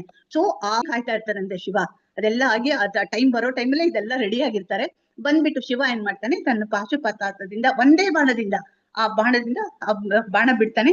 ಅವಾಗ 3 ನಗರಗಳು ನಾಶ ಆಗಿ ಭಸ್ಮ ಆಗೋಗುತ್ತೆ. ಅಂದ್ರೆ ಅದ್ರಲ್ಲಿದ್ದ ಇವ್ರು 3 ಜನನು ಇದಾರಲ್ಲ, ಅವ್ರ 3 ಜನನು ನಾಶ ಅಂತಾರೆ. ರಾಕ್ಷಸರಲ್ಲ, ಅವರು ತ್ರಿಪುರಾಸುರರು, ಅವ್ರು ನಾಶ ಆಗ್ತಾರೆ. ಸೊ ಈ ತರ ಒಂದು ಈ ಕಥೆ ತ್ರಿಪುರಾಸುರರ ಭೂಮಿ. ಅಂದ್ರೆ ಅವರು ಎಷ್ಟು ಇದ್ ಮಾಡಿರ್ತಾರೆ, ಅವ್ರ ಕಡೆಗೆ ಅಧರ್ಮಿಗಳಾದಾಗ ತುಂಬಾ ಒಂದು ಜನರಿಗೆ ಹಿಂಸೆ ಎಲ್ಲ ಮಾಡಕ್ ಶುರು ಮಾಡಿರ್ತಾರೆ. ಸೊ ಈ ತರ ಒಂದು ಈ ತರ ಹಿಂಸೆನ ಶಾಲ್ವ ಇಲ್ಲಿ ತನ್ನ ವಿಮಾನದಿಂದ, ತನ್ನ ಸೈನ್ಯದಿಂದ ಮಾಡ್ತಿದ್ದಾನಂತ. ಅವ್ರ 3 ಜನನು ನಾಶ ಆಗ್ತಾರೆ. ಟೈಮ್ ತಗೊಂಡೆ ಅನ್ಸುತ್ತೆ ಮೋಸ್ಟ್ಲಿ. ಹರೇ ಕೃಷ್ಣ. ಹರೇ ಕೃಷ್ಣ. ಆಮೇಲೆ ಈ ತರ ಶಾಲ್ವ ವಿಮಾನ ದ್ವಾರಕಾಪುರದೆಲ್ಲ ಉಂಟು ಮಾಡಿದ್ದಾನೆ. ದ್ವಾರಕಾಪುರ ನಿವಾಸದಲ್ಲಿ ಎಷ್ಟು ಪೀಡೆ ಆಯ್ತಂದ್ರೆ ಅವರಿಗೆ ಒಂದು ಕ್ಷಣವೂ ನೆಮ್ಮದಿಯಲ್ಲಿಲ್ಲ. ಅಂದ್ರೆ ಈ ತರ ಒಂದು ಇದು ಅಲ್ಲೋಲ ಕಲ್ಲನ ಅವರ ವಿಮಾನ ಮತ್ತೆ ಸೈನಿಕರು ಶಾಲ್ವಂದು ಇಲ್ಲಿ ದ್ವಾರಕಾ ನಗರದಲ್ಲಿ ಮಾಡ್ಬಿಟ್ಟಿದ್ದಾರೆ. ಪ್ರದ್ಯುಮ್ನಂತಹ ದಳಪತಿಗಳ ನಾಯಕತ್ವದಲ್ಲಿ ದ್ವಾರಕಾ ನಗರ ವೀರರು ಈಗ ಪ್ರದ್ಯುಮ್ನ ಈಗ ದ್ವಾರಕಾ ನಗರದಲ್ಲಿ ಈಗ ಅಲ್ಲಿ ಕೃಷ್ಣ ಅಲ್ಲಿಲ್ಲ. ಈಗ ಯಾರದಕ್ಕೆ ಇದ್ದಾಗ ಪ್ರದ್ಯುಮ್ನ ಅಂದ್ರೆ ಕೃಷ್ಣನ ಮಗ ಇದಾನಲ್ಲ, ರುಕ್ಮಿಣಿ ಮತ್ತೆ ಕೃಷ್ಣನ ಮಗ ಇದ್ದಾರಲ್ಲ ಪ್ರದ್ಯುಮ್ನ, ಅದನ್ನ ದಳಪತಿ ಅವನೀಗ ಒಂದು ನಾಯಕತ್ವ ತಗೊಳ್ತಾನೆ. ತಗೊಂಡ್ಬಿಟ್ಟು ಅವನು ಶಾಲ್ವನ್ ಸೈನಿಕರ ಮೇಲೆ ದಾಳಿಯನ್ನ ಮಾಡ್ತಾನೆ. ಪುರಜನ ತೀವ್ರ ಸಂಕಟ ನೋಡಿದಾಗ ಪ್ರದ್ಯುಮ್ನ ತನ್ನ ಸೈನಿಕರ ವ್ಯೂಹವನ್ನು ರಚಿಸಿ ಪುರಜನರಿಗೆ ರಕ್ಷಣೆಯ ಭರವಸೆಯನ್ನ ನೀಡುತ್ತಾ ತಾನೇ ರಥವನ್ನ ಏರ್ತಾನೆ. ಅವನೇ ಎಲ್ಲರಿಗೂ ಒಂದು ಭರವಸೆಯನ್ನು ಕೊಡ್ತಾ ತಾನೇ ಒಂದು ರಥವನ್ನ ಏರ್ತಾನೆ. ಹಿಂದೆ ಸಾತ್ಯಕಿ, ಚಾರುಕೃಷ್ಣ, ಸಾಂಬವಂತಗೆ ವೀರರು ಸೇರಿ ಎಲ್ಲರೂ ಇವ್ರ ಜೊತೆಲಿ ಯಾರ್ಯಾರು ಪಾಂಡವರಿಗೆ ಇದ್ದಾರಲ್ಲ ಎಲ್ಲರೂ ಸ್ನೇಹದಿಂದ ಇರೋರು ಎಲ್ಲರೂ ಸಹ ಅವ್ರನ್ನ ಬೆಂಬಲಿಸ್ತಾ ಇದ್ದಾರೆ. ಪ್ರದ್ಯುಮ್ನನಿಗೆ ತಮ್ಮಂದಿರ್ತಾರಲ್ಲ 6 ಜನ ಕಾಣುತ್ತೆ. 6 ಜನ ಅವರೆಲ್ಲರೂ ಸಹ ಪ್ರದ್ಯುಮ್ನ ತಮ್ಮಂದಿರು ಅಕ್ರೂರ, ಕೃತವರ್ಮ, ಭಾನುವಿಂದ ಇವರೆಲ್ಲರೂ ಸಹ ಎಲ್ಲರೂ ಶಾಲ್ವನೊಡನೆ ಹೋರಾಡಕ್ಕೆ ಶುರು ಮಾಡ್ತಾರೆ. ನಗರದಿಂದ ಹೊರಕ್ಕಿದ್ದವರೆಲ್ಲೂ ಮಹಾನ್ ಯೋಧರು, ಎಲ್ಲರೂ ಮಹಾನ್ ಯೋಧರಿದ್ದಾರೆ. ಒಬ್ಬೊಬ್ಬರಿಗೊಬ್ರು ಈಗ ಯುದ್ಧ ಮಾಡ್ತಾ ಇದ್ದಾರೆ. ಪ್ರತಿಯೊಬ್ಬನು ಸಂಪೂರ್ಣವಾಗಿ ಶಸ್ತ್ರಾಸ್ತ್ರ ಸನ್ನದ್ಧನಾಗಿದ್ದನು. ಪ್ರತಿಯೊಬ್ಬನಿಗೂ ಎಲ್ಲಾರು ಶಸ್ತ್ರಾಸ್ತ್ರ ಸನ್ನದ್ಧರಾಗಿದ್ದಾರೆ. ಆಮೇಲೆ ಆನೆಗಳು, ಕುದುರೆಗಳು ಎಲ್ಲವೂ ಈಗ ಯುದ್ಧದಲ್ಲಿ ಘೋರ ಯುದ್ಧ ಆಗ್ತಾ ಇದೆ. ಸಮರವು ಉಗ್ರವಾಗಿತ್ತು. ಯುದ್ಧದ ಭಯಂಕರತೆಯನ್ನು ಕಂಡವನ ಅಂದ್ರೆ ಅಷ್ಟು ಯುದ್ಧ ನೋಡಿದವ್ರಿಗೆ ರೋಮ ಎಲ್ಲ ಒಂಥರ ನಿಮಿರುತ್ತೆ ಅಂತ, ಅಷ್ಟೊಂದು ಭಯಂಕರವಾಗಿತ್ತು ಅಂತ ಹೇಳ್ತಾ ಇದ್ದಾರೆ. ಕೂಡಲೇ ಪ್ರದ್ಯುಮ್ನ ಸೌಭದ ಅರಸನಾದ ಶಾಲ್ವನ ವಿಮಾನದ ನಿಗೂಢ ಶಕ್ತಿ ಪ್ರದರ್ಶನವನ್ನು ಎದುರಿಸಿದನು. ಆಮೇಲೆ ನೆಕ್ಸ್ಟ್ ಇವನೇನ್ ಮಾಡ್ತಾನೆ, ಶಾಲ್ವನ್ನ ಎದುರಿಸಕ್ಕೆ ಬರ್ತಾನೆ ಪ್ರದ್ಯುಮ್ನ. ವಿಮಾನದ ರಹಸ್ಯ ಶಕ್ತಿಯಿಂದ ಶಾಲ್ವನು ರಾತ್ರಿ ಅಂತ ಕತ್ತಲನ್ನು ಸೃಷ್ಟಿಸಿದನು. ಅವನಿಗೆ ಎಷ್ಟೊಂದು ವಿಮಾನದ ಶಕ್ತಿ ಇರುತ್ತೆ ಅಂತ ಹೇಳಿದ್ರೆ, ಅದು ರಾತ್ರಿ ಅಂದ್ರೆ ಹಗಲಿದು ಸಹ ಒಂಥರ ರಾತ್ರಿಯ ಒಂದು ಇದನ್ನ ಕೌದ್ ಬಿಡುತ್ತಂತೆ. ಆದ್ರೆ ಪ್ರದ್ಯುಮ್ನ ಒಮ್ಮೆಲೆ ಉದಯಿಸುವ ಸೂರ್ಯನಂತೆ ಕಾಣಿಸ್ಕೊಂಡನು. ಆದ್ರೆ ಪ್ರದ್ಯುಮ್ನ ಯಾರು? ಅವನಲ್ವಾ, ಅವ್ನು ಭಗವಂತನ ಮಗ, ಬೇರೆ ಅವನು ಕಾಮದೇವನ ಅವತಾರ, ಈಗೆಲ್ಲ ಇದೆ. ಅವನು ಸಹ ಸೂರ್ಯನಂತೆ ಕಾಣಿಸ್ಕೊಳ್ತಾ ಇರ್ತಾನೆ. ಸೂರ್ಯೋದಯವಾಗುತ್ತಲೇ ರಾತ್ರಿ ಕತ್ತಲು, ಹೇಗೆ ಸೂರ್ಯ ಬಂದ ತಕ್ಷಣ ಕತ್ತಲು ಇದಾಗುತ್ತೋ ಅದೇ ತರ ಇವನು ಏನು ತನ್ನ ವಿಮಾನದ ರಹಸ್ಯದಿಂದ ಕತ್ತಲು ಕೌದಿತ್ತೋ ಅದು ಮಾಯ ಹೋಗ್ಬಿಡುತ್ತೆ ಅಂತ ಹೇಳ್ತಾ ಇದ್ದಾರೆ. ಸೂರ್ಯ ಬಂದಾಗ ಹೇಗೆ ಕತ್ತಲು ಹೋಗುತ್ತೋ ಅದೇ ತರ ಅವನು ಒಂದು ಸೃಷ್ಟಿಸಿದ ಕತ್ತಲೆ ಏನಿದ್ದಾರೆ, ಶಾಲ್ವ ಸೃಷ್ಟಿಸಿದ ಕತ್ತಲೆ ಅದು ಮಾಯವಾಗುತ್ತೆ. ಪ್ರದ್ಯುಮ್ನ ಪ್ರತಿಯೊಂದು ಬಾಣಕ್ಕೂ ಕೊನೆಯಲ್ಲಿ ಚಿನ್ನದ ಗರಿ ಇದ್ದಿತ್ತು ಅಂತೆ. ಪ್ರದ್ಯುಮ್ನ ಬಾಣಕ್ಕೆ ಪ್ರತಿಯೊಂದು ಕಡೆಯಲ್ಲಿ ಚಿನ್ನದ ಗರಿ ಇತ್ತಂತೆ ಅಂತ ಹೇಳ್ತಾ ಇದ್ದಾರೆ. ಬಾಣಕ್ಕೆ ಹರಿತವಾದ ಕಬ್ಬಿಣದ ಅಂಚಿತ್ತು, ಅಂದ್ರೆ ಅಷ್ಟು ಚೂಪಾಗಿತ್ತು ಅಂತ. ಬಾಣಗಳು ಅಷ್ಟೊಂದು ಇಳಿತವಾಗಿ ಇದ್ವು, ಚುಪ್ಪಾಗಿದ್ವು ಅಂತ. ಅನಂತರ ಶಾಲ್ವನ ದೇಹಕ್ಕೆ ಗುರಿ ಇಟ್ಟು 100 ಬಾಣಗಳನ್ನು ಹೊಡೆದನು. ಅದಾದ ನಂತರ 3 ಬಾಣಗಳನ್ನ ಹೊಡಿತಾರೆ. ಹೀಗೆ ಒಬ್ರಿಗೊಬ್ರು ಬಾಣಗಳ ಪ್ರಯೋಗಗಳ ನಡೆಯುತ್ತೆ. ರಥಗಳ ಸಾರಥಿಗಳಲ್ಲಿ ಪ್ರತಿಯೊಬ್ಬರ ಮೇಲೂ 10 ಬಾಣಗಳನ್ನು ಪ್ರಯೋಗಿಸಿ ಅವರನ್ನು ಕೊಂದನು. ಹೀಗೆ ರಣಭೂಮಿ ಯುದ್ಧದಲ್ಲೂ ಪ್ರದ್ಯುಮ್ನ ಅದ್ಭುತ ಕಾರ್ಯವನ್ನು ಕಂಡಾಗ 2 ಸೈನ್ಯದ ಯೋಧರು ಅವನ ಶೌರ್ಯವನ್ನು ಹೊಗಳ್ತಾ ಇರ್ತಾರೆ. ಎಲ್ಲರೂ ಅಷ್ಟು ಚೆನ್ನಾಗಿ ಯುದ್ಧ ಮಾಡ್ತಾ ಇರ್ತಾನೆ ಪ್ರದ್ಯುಮ್ನ. ಆದರೆ ಶಾಲ್ವನು ಇದ್ದ ವಿಮಾನವು ಇನ್ನು ನಿಗೂಢವಾಗಿ ಇತ್ತು. ಇದು ಬೇರೆಯವ್ರ ಜೊತೆಲೆ ಯುದ್ಧ ಮಾಡ್ತಾ ಇದ್ದಾರೆ. ಆದ್ರೆ ಶಾಲ್ವಂದ್ ಏನ್ ವಿಮಾನ ಇದೆಯಲ್ಲ, ಅದು ಒಂಥರ ಅದು ಯಾವ್ದು ನಿಗೂಢವಾಗೇ ಇತ್ತು. ಅದ್ರ ಬಗ್ಗೆ ಏನು ಇದಿಲ್ಲ ಅಂತಾರೆ. ಅದು ಎಷ್ಟು ಅಸಾಧಾರಣವಾಗಿತ್ತು ಅಂದ್ರೆ, ಕೆಲವೊಮ್ಮೆ ಆಕಾಶದಲ್ಲಿ ಹಲವಾರು ವಿಮಾನಗಳಿದ್ದಂತೆ, ಅದು ಒಂದೊಂದ್ ತರ ಕಾಣಿಸ್ತಾ ಇರತ್ತಂತೆ. ಅದು ಈ ತರ ಇದೆ ವಿಮಾನ ಅಂತ ಹೇಳಿ ನೀನೆಲ್ಲಾರು ಮಾಡಕ್ ಹೋದ್ರೆ ಆ ವಿಮಾನ ಇಲ್ಲೇ ಇಲ್ಲ. ಆ ತರ ಆಕಾಶದಲ್ಲಿ ಹಲವಾರು ವಿಮಾನಗಳು ಇದ್ದಂತೆ ಕಾಣಿಸುತ್ತೆ. ಕೆಲವೊಮ್ಮೆ ಒಂದೂ ಇಲ್ಲದಂತೆ, ಅಲ್ಲೇನೋ ಒಂದು ವಿಮಾನ ಹಲವಾರು ವಿಮಾನ ಕಾಣಿಸ್ತಿತ್ತಂತೆ ಒಂದು ವಿಮಾನದಲ್ಲಿ. ಅಂದ್ರೆ ಅಷ್ಟೊಂದು ಮಾಯಾಶಕ್ತಿ ಇರತ್ತೆ ಅದಕ್ಕೆ. ಒಮ್ಮೊಮ್ಮೆ ಅದು ಗೋಚರವಾಗುತ್ತಿತ್ತು, ಒಮ್ಮೊಮ್ಮೆ ಅಗೋಚರವಾಗುತ್ತಿತ್ತು. ಯದುವೀರರಿಗೆ ವಿಮಾನವು ಎಲ್ಲಿದೆ ಎಂದು ತಿಳಿಯದೆ ತಬ್ಬಿಬ್ಬಾಗುತ್ತಿದ್ರು, ಗೊತ್ತಾಗ್ತಿರಲ್ಲ. ಆ ತರ ಅದು ಮಾಯದಲ್ಲಿ ವಿಮಾನ ಮಾಯ ಆಗ್ತಾ ಇರತ್ತೆ, ಗೋಚರವಾಗ್ತಾ ಇರತ್ತೆ. ಕೆಲವೊಮ್ಮೆ ವಿಮಾನವು ನೆಲದ ಮೇಲೆ ಕಾಣುವುದು, ಕೆಲವೊಮ್ಮೆ ಆಕಾಶದಲ್ಲಿ ಹಾರಾಡುವುದು ಕಾಣುವುದು. ಒಮ್ಮೊಮ್ಮೆ ಅವರಿಗೆ ವಿಮಾನ ಒಂದು ಗುಡ್ಡದ ಮೇಲೆ ಕಾಣ್ತಿತ್ತು, ಒಮ್ಮೊಮ್ಮೆ ನೀರಿನ ಮೇಲೆ ತೇಲುತ್ತಿತ್ತು. ಈ ಅದ್ಭುತ ವಿಮಾನ ಗಾಳಿಲಿನ ಮಿಂಚು ಹುಳದಂತೆ ಆಕಾಶದಲ್ಲಿ ಹಾರುತ್ತಿತ್ತು. ಈ ತರ ಎಲ್ಲ ವಿಮಾನ ಆಗ್ತಾ ಇರುತ್ತೆ. ಮಿಂಚು ಹುಳದಂತೆ ಹೋಗ್ತಾ ಇರುತ್ತೆ, ನೀರಲ್ಲಿರುತ್ತೆ, ಗಾಳಿಲಿರುತ್ತೆ, ಗೊತ್ತೇ ಆಗಲ್ಲ ಎಲ್ಲಿದೆ ವಿಮಾನ ಅಂತ ಹೇಳಿ ಅವರಿಗೆ ಕಾಣೋದೇ ಇಲ್ಲ. ಅದ್ರದ್ದೊಂದು ಅದನ್ನ ಅರ್ಥ ಮಾಡ್ಕೊಳಕ್ಕೆ ಆಗ್ತಾರ ಆಗ್ಬಿಡುತ್ತೆ. ಒಂದು ಕ್ಷಣವೂ ಒಂದು ರೀತಿಯಾಗಿ ಇರುತ್ತಿರ್ಲಿಲ್ಲ. ವಿಮಾನವು ಅರ್ಥವಾಗದ ಕೌಶಲದಿಂದ ನಿರ್ವಹಿಸಿದ ಶಾಲ್ವನು ತನ್ನ ವಿಮಾನ ಮತ್ತು ಸೈನಿಕರು ಇದ್ದ ಸ್ಥಳಕ್ಕೆ 5 ವಂಶ ದಳಪತಿ ಸೈನಿಕರು ಧಾವಿಸ್ತಿದ್ರು. ಎಲ್ಲಿದೆ ವಿಮಾನ ಕಾಣಿಸುತ್ತೆ ಅಂತ ಅಲ್ಲಲ್ಲಿ ಧಾವಿಸ್ತಾ ಇರ್ತಾರೆ. ಪಾಪ ಯಾವ್ದಾದ್ರು ಬಾಣಗಳು ಸೂರ್ಯನಂತೆ ಪ್ರಕಾಶಮಾನವಾಗಿದ್ದು ಮತ್ತು ಸರ್ಪಗಳ ನಾಲಿಗೆಗಳಂತೆ ಅಪಾಯಕಾರಿಯಾಗಿದ್ದವು ಅಂತ ಹೇಳ್ತಾ ಇದ್ದಾರೆ. ಇಷ್ಟೊಂದು ತೀಕ್ಷ್ಣವಾಗಿದ್ದವು ಎಲ್ಲ ಅವರ ಬಾಣಗಳು ಅಂತ ಹೇಳ್ತಾ ಇದ್ದಾರೆ. ಯಾದವ ವೀರು ಒಂದೇ ಸಮನೆ ಬಾಣಗಳ ಮಳೆಯನ್ನು ಕರೀತಿದ್ರಿಂದ ಶಾಲ್ವನ ಸೈನಿಕರಿಗೆ ಇವರು ಒಂದೇ ಸಮನೆ ಬಾಣ ಮಾಡ್ತಿದ್ದಾಗ ಶಾಲ್ವನ್ ಸೈನಿಕರಿಗೆ ತುಂಬಾ ಯಾತನೆಯಾಗುತ್ತೆ ಅಂತ ಹೇಳ್ತಾರೆ. ಮತ್ತು ಬಾಣಗಳ ದಾಳಿಯಿಂದ ಸದ್ಯ ಶಾಲ್ವನೇ ಮೂರ್ಛೆ ಹೊರಟೋಗ್ತಾನೆ. ಶಾಲ್ವನ ಸೈನಿಕರು ಮತ್ತು ಹೋರಾಟಗಾರರು ಬಹು ಬಲಶಾಲಿಗಳಾಗಿದ್ದರು. ಅವರು ಶಾಲ್ವನಷ್ಟೇ ಅವನ ಸೈನಿಕರು ಸಹ ಬಲಶಾಲಿಗಳಾಗಿದ್ದಾರೆ ಅಂತ ಹೇಳ್ತಾರೆ. ಅವರ ಬಾಣಗಳು ಯಾದವರನ್ನು ಸಂಕಟ ಪಡಿಸಿದವು. ಆದರೆ ಯಾದವರು ಎಷ್ಟು ಬಲಶಾಲಿಗಳಾಗಿದ್ದರು ಮತ್ತು ದೃಢ ಸಂಕಲ್ಪ ಮಾಡಿದ್ದರಿಂದ ಅವರು ತಮ್ಮ ಆಯಾಕಟ್ಟಿನ ಸ್ಥಳದಿಂದ ಕದಲಿಲ್ಲ. ಅಂದ್ರೆ ಅವರು ಎಷ್ಟು ತೊಂದರೆ ಬಂದು ಸಹ ತಮ್ಮ ಇದರಿಂದ ಅವರು ಕದಲಿಲ್ಲ ಅಂತ ಹೇಳ್ತಾ ಇದ್ದಾರೆ. ರಣಭೂಮಿಯಲ್ಲಿ ಸಾಯಬೇಕು ಅಥವಾ ವಿಜಯವನ್ನು ಗಳಿಸ್ಬೇಕು ಅಂದ್ರೆ ಅಲ್ವಾ, ಎರಡೇ ಸ್ಲೋಗನ್ ಅಲ್ವಾ. ಪರಮಾತ್ಮ ಹೇಳಿದ್ದು ಅಷ್ಟೇ, ಒಂದೇ ರಣಭೂಮಿಯಲ್ಲಿ ಸತ್ರೆ ಸ್ವರ್ಗ, ಇಲ್ಲದೆ ಇದ್ರೆ ವಿಜಯ ಬಂದ್ರೆ ನೀ ಸಂತೋಷ ಪಡು, ವಿಜಯವನ್ನು ಗಳಿಸ್ಬೇಕು ಎಂದು ಅವರ ಸಂಕಲ್ಪ ಮಾಡಿದ್ರು.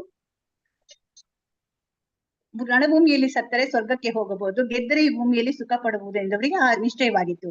ಶಾಲ್ವನ ದಂಡನಾಯಕನ ಹೆಸರು ಜುಮಾನ್ ಅಂತ ಹೇಳಿ. ಶಾಲ್ವನ ದಂಡನಾಯಕ ಮೂರ್ಛೆ ಹೋಗಿ ಬಿದ್ಬಿಟ್ಟಿದ್ದಾನಲ್ವಾ, ಅವನು ಬಹು ಬಲಶಾಲಿ. ಪ್ರದ್ಯುಮ್ನ 25 ಬಾಣಗಳು ಅವನು ಚುಚ್ಚಿದ್ರು. ಅವನು ಇದ್ದಕ್ಕಿದ್ದಂತೆ ತನ್ನ ಭಯಂಕರ ಗದೆಯನ್ನು ಹಿಡಿದು ಪ್ರದ್ಯುಮ್ನ ಮೇಲೆ ದಾಳಿ ಮಾಡ್ತಾ ಇದ್ದಾನೆ. ಅವನು ಎಷ್ಟು ಬಲವಾದ ಪೆಟ್ಟು ಕೊಟ್ಟನೆಂದರೆ ಪ್ರದ್ಯುಮ್ನ ಜ್ಞಾನ ತಪ್ಪಿಸ್ತೇವೆ.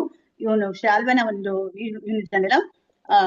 ಅವನು ಒಂದು ಪೆಟ್ಟು ಕೊಡ್ತಾನೆ ದಂಡನಾಯಕ ಜುಮಾನ್.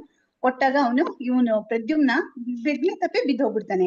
ಈ ಪ್ರಜ್ಞೆ ತಪ್ಪಿ ಬಿದ್ದಿದ ತಕ್ಷಣ ಏನಾಗುತ್ತೆ, ಏನ್ ಹೇಳ್ತಾರೆ, ಪ್ರದ್ಯುಮ್ನ ಎದೆ ಮೇಲೆ ಗದಾಪ್ರಹಾರ ಸಾಮಾನ್ಯ ಮನುಷ್ಯನ ಎದೆಯನ್ನು ತುಂಡು ಮಾಡುವಷ್ಟು ಕ್ರೂರವಾಗಿತ್ತು ಅಂತ ಹೇಳ್ತಾ ಇದ್ದಾರೆ.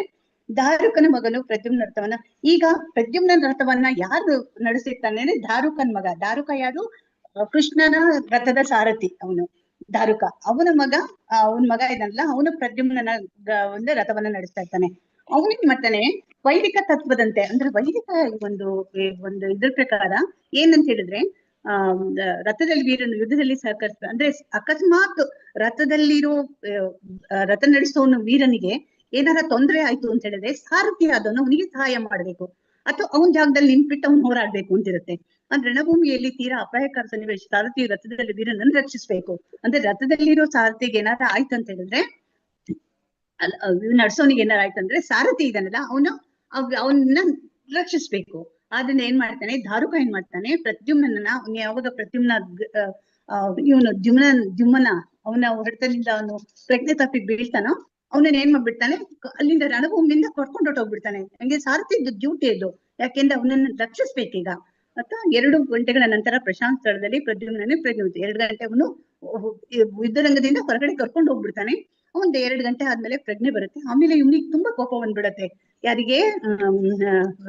ಪ್ರಜ್ಞೆ ಬಂದ್ಮೇಲೆ ಹೇಳ್ತಾನೆ, ನಾನು ಎಲ್ಲಿದ್ದೀನಿ ಅಂತ ಹೇಳ್ತಾನೆ. ರಣರಂಗದಿಂದ ಹೊರಗಡೆ ಬಂದಿದ್ದೀನಿ. ಹೇಗ್ ಬಂದೆ ನಾನು? ಸಾರಥಿ ಕೇಳ್ತಾನೆ, ನೀನ್ ಯಾಕೆ ನನ್ನನ್ನ ರಣರಂಗದಿಂದ ಹೊರಗಡೆ ಕರ್ಕೊಂಡ್ ಬಂದೆ ಅಂತ ಹೇಳ್ತಾನೆ. ಯುದ್ಧ ಮಾಡೋದು ರಣಭೂಮಿಯಲ್ಲಿ, ಅದರಲ್ಲಿ ಯಾರು ಯುದ್ಧ ಮಾಡುತ್ತಿದ್ದಾಗ ರಣಭೂಮಿಯನ್ನು ಬಿಡ್ಲಿಲ್ಲ. ಅಂದ್ರೆ ಹೇಳ್ತಾನೆ, ನನ್ನ ವಂಶದಲ್ಲಿ ಕುಟುಂಬದಲ್ಲಿ ಯಾರು ಯುದ್ಧ ಮಾಡೋ ಟೈಮಲ್ಲಿ ರಣಭೂಮಿಯನ್ನು ಬಿಟ್ಟು ಹೋಗಿಲ್ಲ, ನನ್ನನ್ನೇ ನೀ ರಣಭೂಮಿಯಿಂದ ಕರ್ಕೊಂಡ್ ಬಂದೆ, ಇದೊಂದು ಅವಮಾನ ಅಲ್ವಾ, ನಮ್ಮ ಒಂದು ವಂಶಕ್ಕೆ ಅವಮಾನ ಅಂತ ಹೇಳಿ ಅವನು ತುಂಬಾ ಬೇಜಾರ್ ಮಾಡ್ಕೊಳ್ತಾನೆ. ನನ್ನ ರಂಗನ ಕರ್ಕೊಂಡು ಬಂದ, ನನ್ನ ಮೇಲೆ ಅಪಕೀರ್ತಿ, ನೋಡಿ ನನ್ನ ಮೇಲೆ ಅಪಕೀರ್ತಿ ಬರುತ್ತೆ ಅಲ್ವಾ, ಇವನು ಯುದ್ಧ ಭೂಮಿಯಿಂದ ಓಡೋದ ಅಂತೇಳಿ ಅಪಕೀರ್ತಿ ಬರುತ್ತೆ, ನನಗೂ ನನ್ನ ಒಂದು ವಂಶಕ್ಕೂ ಎಲ್ಲದಕ್ಕೂ ಅಪಕೀರ್ತಿ. ನೀನ್ ಈ ತರ ಮಾಡ್ಬಾರ್ದಾಗಿತ್ತು, ನೀನೊಬ್ಬ ಹೇಡಿ ಮತ್ತು ಪೌರುಷವನ್ನು ಕಳ್ಕೊಂಡು ನೀನ್ ಹೇಳಿ ನೀನು ಈ ತರ ನನ್ನನ್ನ ಯುದ್ಧ ಭೂಮಿಯಿಂದ ಕರ್ಕೊಂಡ್ ಬಂದೆ, ಈ ತರ ಮಾಡ್ಬಾರ್ದಾಗಿತ್ತು. ನನ್ ದೊಡ್ಡಪ್ಪ ಬಲರಾಮ ಎಲ್ಲರ ಮುಂದೆ, ಎಲ್ಲಾರು ನನ್ ಮುಂದೆ ಹೇಗ್ ಹೋಗ್ಲಿ, ನನ್ಗೆ ಅವಮಾನ ಆಗ್ತಾ ಇದೆ ಅಂದ್ರೆ ಅವರೆಲ್ಲ ತಿಳ್ಕೊತಾರೆ ನಾನು ಯುದ್ಧ ಭೂಮಿಯಿಂದ ಓಡೋದೇ ಅನ್ಕೊಳ್ತಾರೆ. ನನ್ಗೆ ಅವಮಾನ ಆಗ್ತಾ ಇದೆ, ಏನ್ ಹೇಳಿ, ಅವ್ರಿಗೆ ಕೇಳಿದ್ರೆ ಏನ್ ಹೇಳಿ ನಾನು ಅಂತೇಳಿ ತುಂಬಾ ಬೇಜಾರ್ ಮಾಡ್ಕೊಳ್ತಾನೆ. ಎಲ್ಲ ಅಂದ್ರೆ ಯುದ್ಧ ಭೂಮಿಯಿಂದ ಓಡೋದೇ ಅನ್ಕೊಳ್ತಾರೆ. ನನ್ ಕೇಳಿದ್ರೆ ನಾನು ಏನು ಉತ್ತರ ಕೊಡಲಿ, ನನ್ನ ಅತ್ತಿಗೆ ಏನಾದ್ನೀರು, ನನ್ನ ಅತ್ತೆ ಏನಾದ್ನೀರೆಲ್ಲ ಕೇಳಿದ್ರೆ ಏನ್ ಹೇಳಿ ನಾನು? ಪ್ರಿಯ ವೀರ, ನೀನ್ ಇಂತಹ ಏಡಿ ಹೇಗಾದ್ದೆ, ನೀನು ನಪುಂಸನಾದ್ಯಾ, ಅವರೆಲ್ಲ ಕೇಳ್ತಾರೆ, ನೀನ್ ಹಿಂಗಾಗಿ ಹೋಗ್ಬಿಟ್ಟೆ, ಏನಕ್ಕೆ ಇಷ್ಟು ವೀರ ಇದ್ದೆ ನೀನು, ಈ ತರ ನಪುಂಸಕತೆ ಹೇಗ್ ಬಂತು ನಿನ್ಗೆ ಅಂತ ಎಲ್ಲರ ಕೇಳ್ತಾರೆ. ಇವ್ರಿಗೆಲ್ಲ ನಾನು ಏನು ಉತ್ತರವನ್ನ ಕೊಡ್ಲಿ? ಎಲ್ಲರೂ ಹಾಸ್ಯ ಮಾಡ್ತಾರೆ. ಮತ್ತೆ ಸಾರಥಿ ನನ್ ಕರ್ತಂದ್ರೆ ನೀನು ದೊಡ್ಡ ಅಪರಾಧ ಹೇಳ್ತಾನೆ. ಸಾರಥಿ, ನೀನು ತುಂಬಾ ದೊಡ್ಡ ಅಪರಾಧ ಮಾಡ್ಬಿಟ್ಟೆ, ನನ್ನನ್ನ ಹೊರಗಡೆ ಕರ್ಕೊಂಡ್ ಬಂದು ರಣಭೂಮಿಯಿಂದ ನೀನ್ ಈ ತರ ಮಾಡ್ಬಾರ್ದಾಗಿತ್ತು ಅಂತ ಹೇಳ್ತಾನೆ. ಆಮೇಲೆ ಇವನು ಪ್ರದ್ಯುಮ್ನ ಸಾರಥಿ ಉತ್ತರ ಕೊಡ್ತಾನೆ, ಒಡೆಯ, ದೀರ್ಘಾಯುವಾಗು ಎಂದು ನೀನು ಚಿರಂಜೀವಿ ಅಂದ್ರೆ ನೀನ್ ಬದುಕಿರ್ಬೇಕು ಅಂತ ನನ್ನ ಆಸೆ, ಆದ್ರಿಂದ ನೀನ್ ಅಪಾಯದಲ್ಲಿ ಇದ್ದೆ, ಆದ್ರಿಂದ ನಾನು ಹೊರಗಡೆ ಕರ್ಕೊಂಡ್ ಬಂದೆ, ಆದ್ರೆ ನಾನು ತಪ್ಪು ಮಾಡಿದ್ದೇನೆ ಎಂದು ನನಗೆ ತೋರುದಿಲ್ಲ ಅಂತ ಹೇಳ್ತಾನೆ ಅವನು. ನಾನೇನ್ ತಪ್ಪು ಮಾಡಿದೀನಿ ಅಂತ ಅನ್ಸಲ್ಲ, ಯಾಕೆಂದ್ರೆ ನಾನು ಸಾರಥಿಯಾಗಿ ನನ್ನ ಕರ್ತವ್ಯವನ್ನ ಮಾಡಿದೀನಿ. ನೀನು ಪ್ರಜ್ಞೆ ತಪ್ಪಿದಾಗ ಒಂದು ಉಳಿಸೋದು ನನ್ ಕರ್ತವ್ಯ, ಆದ್ರಿಂದ ನಾನು ಆ ಒಂದು ರಣಭೂಮಿಯಿಂದ ಹೊರಗಡೆ ಕರ್ಕೊಂಡ್ ಬಂದೆ, ನನ್ನ ಕರ್ತವ್ಯನ ನಾನ್ ಮಾಡಿದೀನಿ. ನಿಯಂತ್ರಿತ ತತ್ವಗಳು ಸಂಪೂರ್ಣ. ನನ್ಗೆ ಅವ್ನು ಹೇಳ್ತಾನೆ, ನನ್ಗೆ ಏನೊಂದು ಒಂದು ಇದಿದೆಯಲ್ಲ, ಯುದ್ಧದ ಒಂದು ತತ್ವಗಳು, ನಿಯಂತ್ರಿತ ತತ್ವಗಳು ಏನೇನಿದೆಯಲ್ಲ ಅದೆಲ್ಲ ನನಗೆ ಅರ್ತಿದ್ದೀನಿ, ನನಗೆ ಗೊತ್ತಿದೆ. ಆದ್ರಿಂದ ಆ ಕರ್ತವ್ಯವನ್ನ ನಿಭಾಯಿಸೋಕೋಸ್ಕರನೇ ನಾನು ಸಾರಥಿಯನ್ನು ಹೆಲ್ಪ್ ಮಾಡ್ಬೇಕು ಅಲ್ವಾ, ಅದಕ್ಕೋಸ್ಕರ ನಾನು ಹೊರಗಡೆ ಕರ್ಕೊಂಡ್ ಬಂದೆ ನಾನು ನಿನ್ನನ್ನ ಅಲ್ಲಿಂದ, ಮತ್ತೆ ಯಾವುದೋ ಒಂದು ಇದರಿಂದ ಅಲ್ಲ ಅಂತ ಹೇಳ್ತಾನೆ. ಆದ್ರಿಂದ ನನ್ನ ಕರ್ತವ್ಯವನ್ನು ಮಾಡಿದೆ ಅಂತ ಹೇಳ್ಬಿಟ್ಟು ಹೇಳ್ತಾನೆ. ನೀನ್ ತುಂಬಾ ಅಪಾಯಕಾರಿ ಸ್ಥಿತಿಯಲ್ಲಿದ್ದೆ, ನಿನ್ನ ಯಾರು ಬೇಕಾದ್ರೂ ಕೊಲ್ಬಹುದಾಗಿತ್ತು, ಆದ್ರೆ ನಾನು ನಿನ್ನನ್ನು ಉಳಿಸೋ ಒಂದು ಯೋಚನೆಯಿಂದ ನಾನು ಆತರ ಮಾಡಿದೆ, ಇನ್ಯಾವುದು ಕಾರಣದಿಂದ ಇಲ್ಲ ಅಂತ ಹೇಳಿ ತನ್ನ ಕರ್ತವ್ಯ ಹೇಳ್ತಾನೆ. ನಾನು ನನ್ನ ಕರ್ತವ್ಯನ ನೀನು ನಿಭಾಯಿಸ್ತೇನೆ ಅಂತ ಹೇಳ್ತಾ ಇದ್ದೀನಿ. ಇಲ್ಲಿ ಶಾಲೋ ಮತ್ತೆ ಯದುವಂಶದವರ ನಡುವೆ ಕದನ ಎಂಬ 75ನೇ ಅಧ್ಯಾಯದ ಬಗ್ಗೆ ವೇದಾಂತ ಭಾಗತ್ತು ಇದು ಮುಗಿತು. ಹರೇ ಕೃಷ್ಣ ಕೃಷ್ಣ ಕೃಷ್ಣ ಹರಿ ಹರಿ, ಹರೇ ರಾಮ ರಾಮ ರಾಮ ಹರೇ ಹರಿ, ಹರೇ ಕೃಷ್ಣ ಕೃಷ್ಣ ಕೃಷ್ಣ ಹರೇ ಹರಿ, ಹರೇ ರಾಮ ರಾಮ ರಾಮ ಹರೇ ಕೃಷ್ಣ. ಹರೇ ಕೃಷ್ಣ ಹರೇ ಕೃಷ್ಣ ಹರೇ ಕೃಷ್ಣ ಮಾತಾಜಿ, ಹರೇ ಕೃಷ್ಣ. ಹರೇ ಕೃಷ್ಣ. ಮಾತಾಜಿ, ಧನ್ಯವಾದಗಳು. ಹರೇ ಕೃಷ್ಣ. ಹರೇ ಕೃಷ್ಣ ಮಾತಾಜಿ, ಹರೇ ಕೃಷ್ಣ, ಧನ್ಯವಾದಗಳು ಮಾತಾಜಿ, ದಂಡ ಪ್ರಣಾಮ ಮಾತಾಜಿ. ಹರೇ ಕೃಷ್ಣ ಮಾತಾಜಿ, ಹರೇ ಕೃಷ್ಣ ಮಾತಾಜಿ, ಧನ್ಯವಾದಗಳು ಮಾತಾಜಿ. ಹರೇ ಕೃಷ್ಣ, ಧನ್ಯವಾದಗಳು.